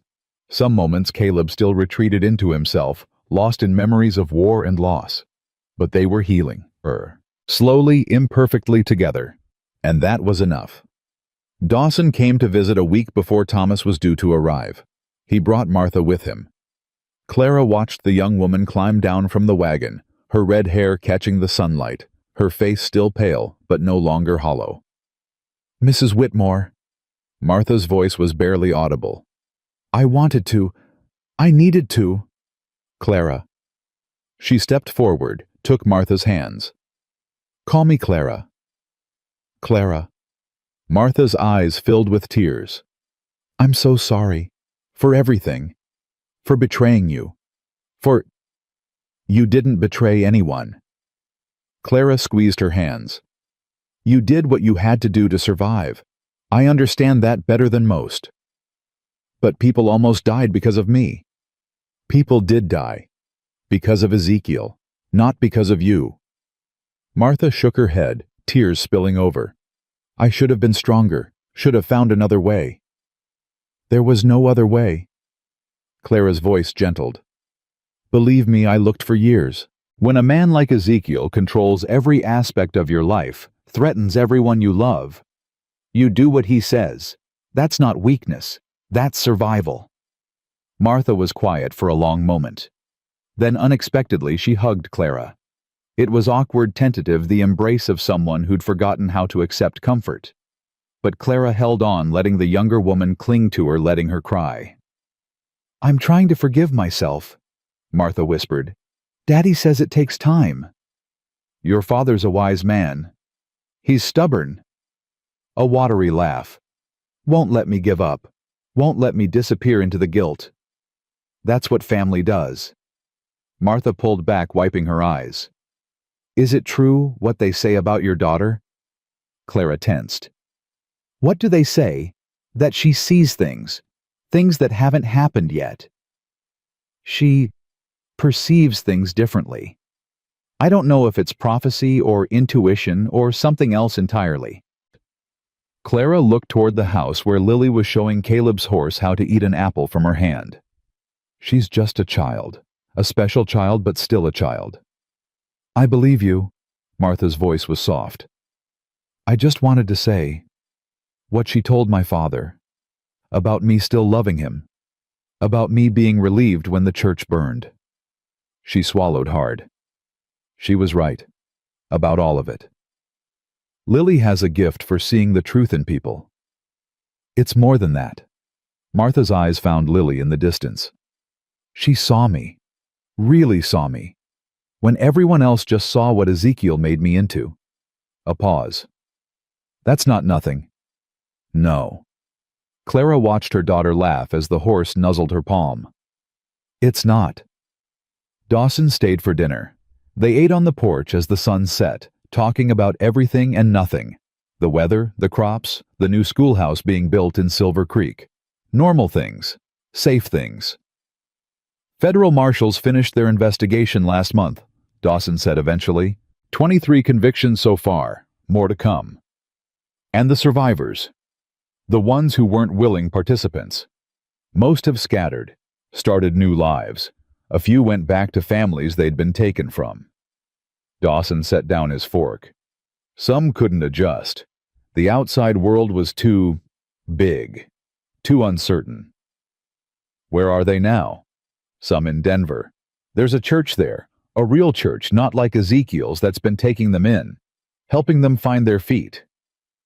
That's good. Clara glanced at Martha, who was helping Lily identify constellations in the darkening sky. Everyone deserves a second chance. Even people who did bad things. Especially them. Clara met Dawson's eyes. I spent 6 years in that compound. Did things I'm not proud of. Turned a blind eye to things I shouldn't have. Her voice steadied. If I don't believe in second chances, then what hope do I have for myself? Dawson was quiet for a long moment. You're a remarkable woman, Clara Whitmore. I'm a survivor. There's a difference. Is there?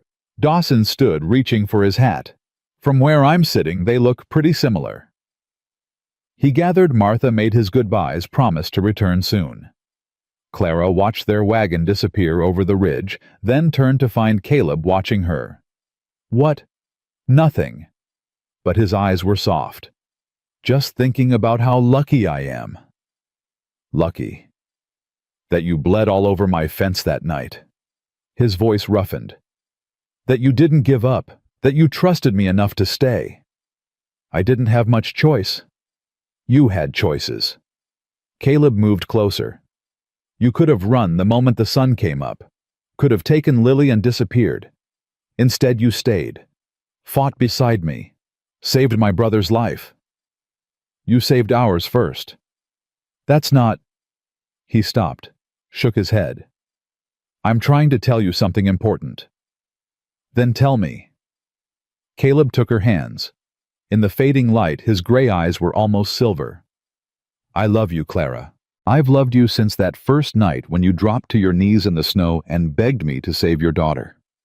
I've loved you through the fire and the fear and the 6 months of learning how to be a family. Clara's heart stuttered. Caleb. Let me finish. He squeezed her hands. I know it's too soon. I know you lost your husband barely a year ago. I know there are 100 reasons why this is complicated and messy, and probably a terrible idea. But I'm going to ask anyway. His voice dropped. Clara Whitmore, will you marry me? The question hung in the air between them. Clara looked at this man, this broken, beautiful, stubborn man, who'd opened his door to strangers, and fought beside her against impossible odds. She thought of Samuel, of the love they'd shared before Ezekiel poisoned everything, of the promise she'd made at his grave to protect their daughter at any cost. She thought of Lily, thriving here, happy here, finally becoming the child she was meant to be. She thought of the future, not the dark, terrifying future she'd feared for so long, but something brighter, something possible. Yes. The word came out quiet, certain. Caleb's face transformed. Yes. Yes. Clara laughed, tears spilling down her cheeks. Yes, I'll marry you. Yes, I'll stay. Yes to all of it. He kissed her, then deep and desperate, and full of everything he couldn't put into words. When they finally broke apart, Lily was standing in the doorway, Daisy clutched to her chest, a knowing smile on her face. I told you, she said simply. I told you he was going to ask something important. You did. Clara held out her arm and Lily ran to her, burrowing into the embrace. You always know, don't you? Not always. Lily looked up at Caleb. But I knew this. I knew it the first night. How? Because you looked at Mama the way Daddy used to, before everything went bad. Lily's voice was soft. And Mama looked at you like she'd forgotten how to be scared. Caleb crouched down to Lily's level. I'm going to marry your mama, he said seriously. If that's all right with you. It's all right. I won't try to replace your father. I know how much you loved him. I know. Lily tilted her head. But you could be something else, something new. What kind of something? Lily considered this. A friend, she said finally. A good friend who lives with us and loves Mama and helps take care of things. I can do that. And maybe... Lily's voice dropped suddenly shy. Maybe someday when it feels right. Maybe I could call you something different. Caleb's throat worked. What kind of something different? Lily didn't answer directly.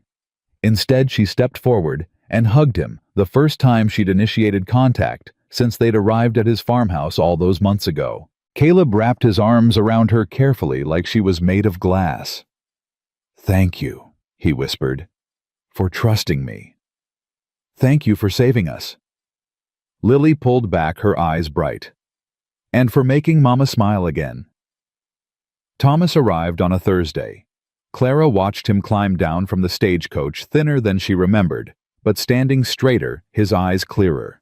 Caleb moved past her, crossing the distance to his brother in 3 long strides. They stood facing each other for a moment, 2 men shaped by the same tragedy, separated by years and lies and impossible choices. Then Caleb pulled Thomas into a fierce embrace.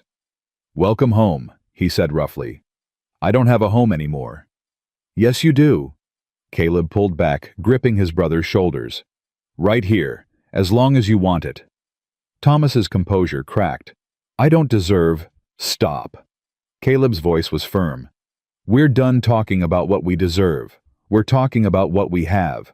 And what we have is each other. Finally. Thomas's eyes found Clara still standing on the porch with Lily. Mrs. Whitmore, I hope my being here isn't... Clara. She came down the steps, extending her hand. And you're welcome here, always. Thomas took her hand, held it gently. I never properly thanked you for what you did, for coming after Caleb when you could have run. I couldn't have run. Not really. Clara squeezed his fingers. Some things are worth fighting for. Yes. Thomas's voice was quiet. I'm beginning to understand that. Lily appeared at Clara's side. You're Mr. Thomas. And you're Lily. Thomas crouched to her level. I've heard a lot about you. I've heard a lot about you too. Lily studied him with that uncanny intensity. You're different now. From before. Before, in the church, when you were sad and broken. Lily tilted her head. You're still sad sometimes, but you're not broken anymore. Thomas blinked. How do you know that? I just see it. Lily shrugged. You have light in you now. You didn't before. Thomas looked up at Caleb, something like wonder in his eyes. She really does see things, doesn't she? Yeah. Caleb's voice was fond. She really does. The week passed quickly. Thomas helped Caleb with the repairs on the barn. He examined Lily's old shoulder wound, pronounced it healed. He sat on the porch with Clara in the evenings talking about everything and nothing. You make him happy, Thomas said one night when Caleb had gone to check on the horses. I haven't seen him like this since before the war. He makes me happy too. I know, I can see it. Thomas was quiet for a moment. When Ezekiel first took me in, he talked about family, about belonging, about finding your place in God's design. And now I realize I had a family all along. I just couldn't see it. Thomas's voice roughened. I spent 6 years protecting Caleb from a distance, telling myself it was the only way. But I was wrong. What do you mean? I mean I could have trusted him. Trusted that together we were stronger than apart. He shook his head. Instead, I let Ezekiel isolate me. Let him convince me that sacrifice was the only answer. You did what you thought was right. I did what was easiest. Thomas's correction was gentle but firm. Staying with Ezekiel, playing the faithful disciple, that was easier than facing my brother, easier than admitting I'd failed. You didn't fail. I killed people, Clara. Thomas's voice dropped. Not directly, but I helped, participated, stood by while Ezekiel destroyed lives.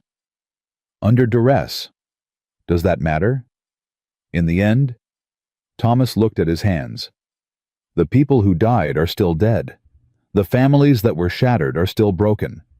My reasons don't change their suffering. Clara was quiet for a long moment. No, she said finally. They don't. But they change what happens next. What do you mean? I mean, you have a choice now. You can spend the rest of your life drowning in guilt, or you can use what you went through to help others. Clara's voice gentled. The hospital in Denver, the survivors who are still struggling, the people who need someone who understands. You think I can make a difference? I think you already have. Clara touched his arm. You saved us, Thomas. Caleb, me, Lily, we'd all be dead without you. That's not nothing. It doesn't feel like enough. It's never going to feel like enough. That's the price of survival. Clara met his eyes. But you keep going anyway. Keep trying to balance the scales. Not because you'll ever succeed, but because the trying is what matters. Thomas stared at her. How do you do it? Carry all that weight and still function. I have help. Clara glanced toward the barn, where Caleb's lantern was visible through the open door.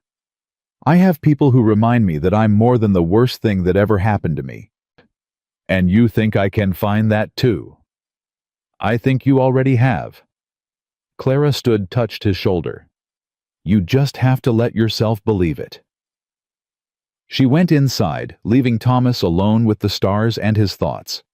The wedding was small. Dawson officiated. He'd gotten ordained specifically for the occasion, and Martha stood as Clara's witness. Thomas stood for Caleb. Lily held the rings. Do you, Caleb McAllister, take this woman to be your wife? To have and to hold through good times and bad, for as long as you both shall live. Caleb's eyes never left Clara's face. I do. And do you, Clara Whitmore, take this man to be your husband? To have and to hold through good times and bad, for as long as you both shall live. Clara thought of everything that had brought her to this moment. The terror and the flight, the blood and the fire, the stranger who'd opened his door and changed her life. I do. Then by the power vested in me by the territory of Wyoming, I now pronounce you husband and wife. Dawson smiled. You may kiss the bride. Caleb kissed her softly, reverently, like she was something precious. When they broke apart, Lily was tugging at Clara's dress. Mama? Yes, baby. Does this mean Mr. Caleb is my family now? For real? Clara knelt, took her daughter's hands. He's been your family for a while now. This just makes it official. Official? Lily tested the word. I like that. Yeah. Caleb crouched beside them. What do you like about it? It means you can't leave. Lily's voice was small, but certain. Official family stays. Lily. Caleb's voice thickened. I was never going to leave, ring or no ring. I know, but now it's official. Lily nodded seriously. And official is better. Clara laughed, pulling both of them into an embrace. Official is definitely better. 1 year to the day after Clara and Lily had stumbled onto Caleb's land, they gathered on the porch to watch the sunset. Thomas had returned for a visit, his third since the wedding, and Martha and Dawson had ridden out from Silver Creek. Hard to believe it's been a year, Dawson said, settling into a rocking chair. Feels like yesterday, and forever ago at the same time. A lot has changed, Clara agreed. Everything has changed. Martha's voice was soft. I barely recognize my life anymore. Good changes. Mostly. Martha smiled a real smile, the first Clara had seen from her that didn't carry shadows. I'm helping at the church now, the real church in town, working with families who are struggling. She's good at it. Dawson added, pride evident in his voice. People trust her. Because I understand. Martha's eyes found Clara's. I know what it's like to be trapped, to feel like there's no way out, and I know what it feels like to be free. That's a powerful gift. It's what you told Thomas, about using our pain to help others. Martha shook her head. I didn't believe it at first, but you were right. Lily came running from the meadow, Daisy bouncing under her arm, a crown of wildflowers in her hair. Mama, look what I made. It's beautiful, baby. I made one for everyone. Lily produced a handful of woven flowers. Because today is special. Why is today special? Lily looked at her mother like she was being deliberately dense. Because it's the day we became a family. The real day, not the wedding day that was just official. She pressed a crown into Clara's hands. This is the day you knocked on Mr. Caleb's door, and everything started. Clara's throat closed. You remember that? I remember everything. Lily's voice was solemn. I remember being cold and scared. I remember Mama falling in the snow. I remember the door opening and Mr. Caleb standing there with his gun. That's a lot to remember. It's important. Lily distributed the remaining crowns, then settled on the porch steps, looking out at the land that had become home. I want to remember all of it. The bad parts and the good parts. Because you can't have one without the other. Thomas leaned forward. That's very wise for someone who's 9 years old. I'll be 10 next month. Lily shot him a look. And I've always been wise. Everyone says so. Everyone's right. The sunset deepened, painting the sky in shades of orange and pink and gold. Clara leaned into Caleb's side, his arm warm around her shoulders. Happy, he murmured. Terrified. Of what? Of losing this. Clara's voice dropped. I spent so long expecting disaster, waiting for the other shoe to drop. It's hard to believe this is real, that it's going to last. Caleb turned her to face him. Listen to me. Whatever happens tomorrow, next year, 10 years from now, we face it together. That's what family means. That's what this means. And if the past comes back, if someone from the covenant, then we deal with it, together. Caleb's voice was firm. I spent 6 years hiding from my ghosts, running from my past. All it got me was loneliness and regret. What's different now? You, Lily, Thomas. Caleb smiled. I have something worth fighting for, something worth protecting. His voice softened. Something worth living for. Clara kissed him slow and sweet, not caring that they had an audience. When she pulled back, Lily was watching them with a knowing smile. Told you, the child said simply. Told me what? That first night. I told you Mr. Caleb was going to be important. Lily's eyes sparkled. I'm always right about the important things. Yes. Clara pulled her daughter close, breathing in the scent of wildflowers and sunshine. You really are. The stars came out one by one, familiar now in a way they'd never been before. Clara looked around at the people gathered on the porch, her husband, her daughter, her brother-in-law, her friends. People who'd been strangers a year ago. People who'd become family through fire and fear and impossible hope. She thought of Samuel, buried in a grave back east, never knowing the life his daughter would build. She thought of Ezekiel, dead in the ashes of his church, his empire of lies burned to nothing. She thought of herself, the woman she'd been a year ago, bleeding and desperate and ready to do anything to save her child. Mama, Lily's voice was sleepy now. What are you thinking about? The future. What about it? Clara looked at Caleb, at Thomas, at Martha, and Dawson at the farmhouse that had become their sanctuary.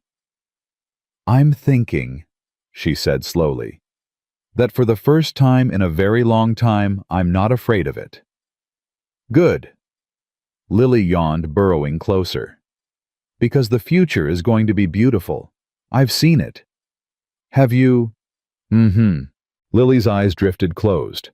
There's a garden, and horses, and a baby. She was asleep before she could finish. Clara's breath caught. She looked at Caleb, found him watching her with wide eyes. Did she just say, I think she did? But we haven't even... I know.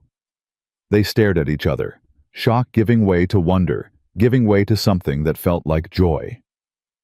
Well, Caleb's voice was rough. Guess we have something to look forward to. Guess we do.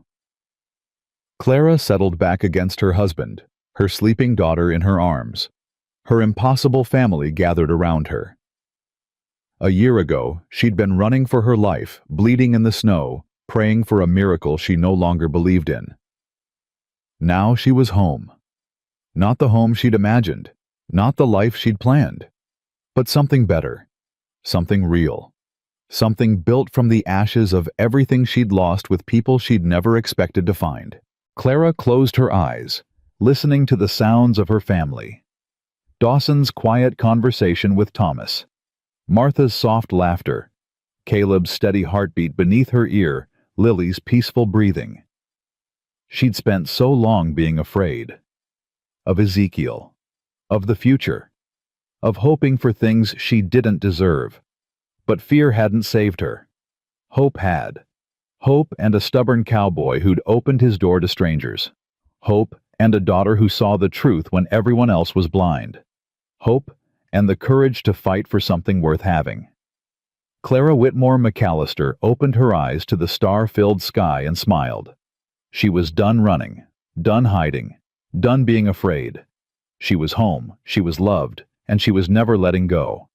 And that she knew with absolute certainty was exactly where her story was meant to end, and where the rest of her life was finally ready to begin.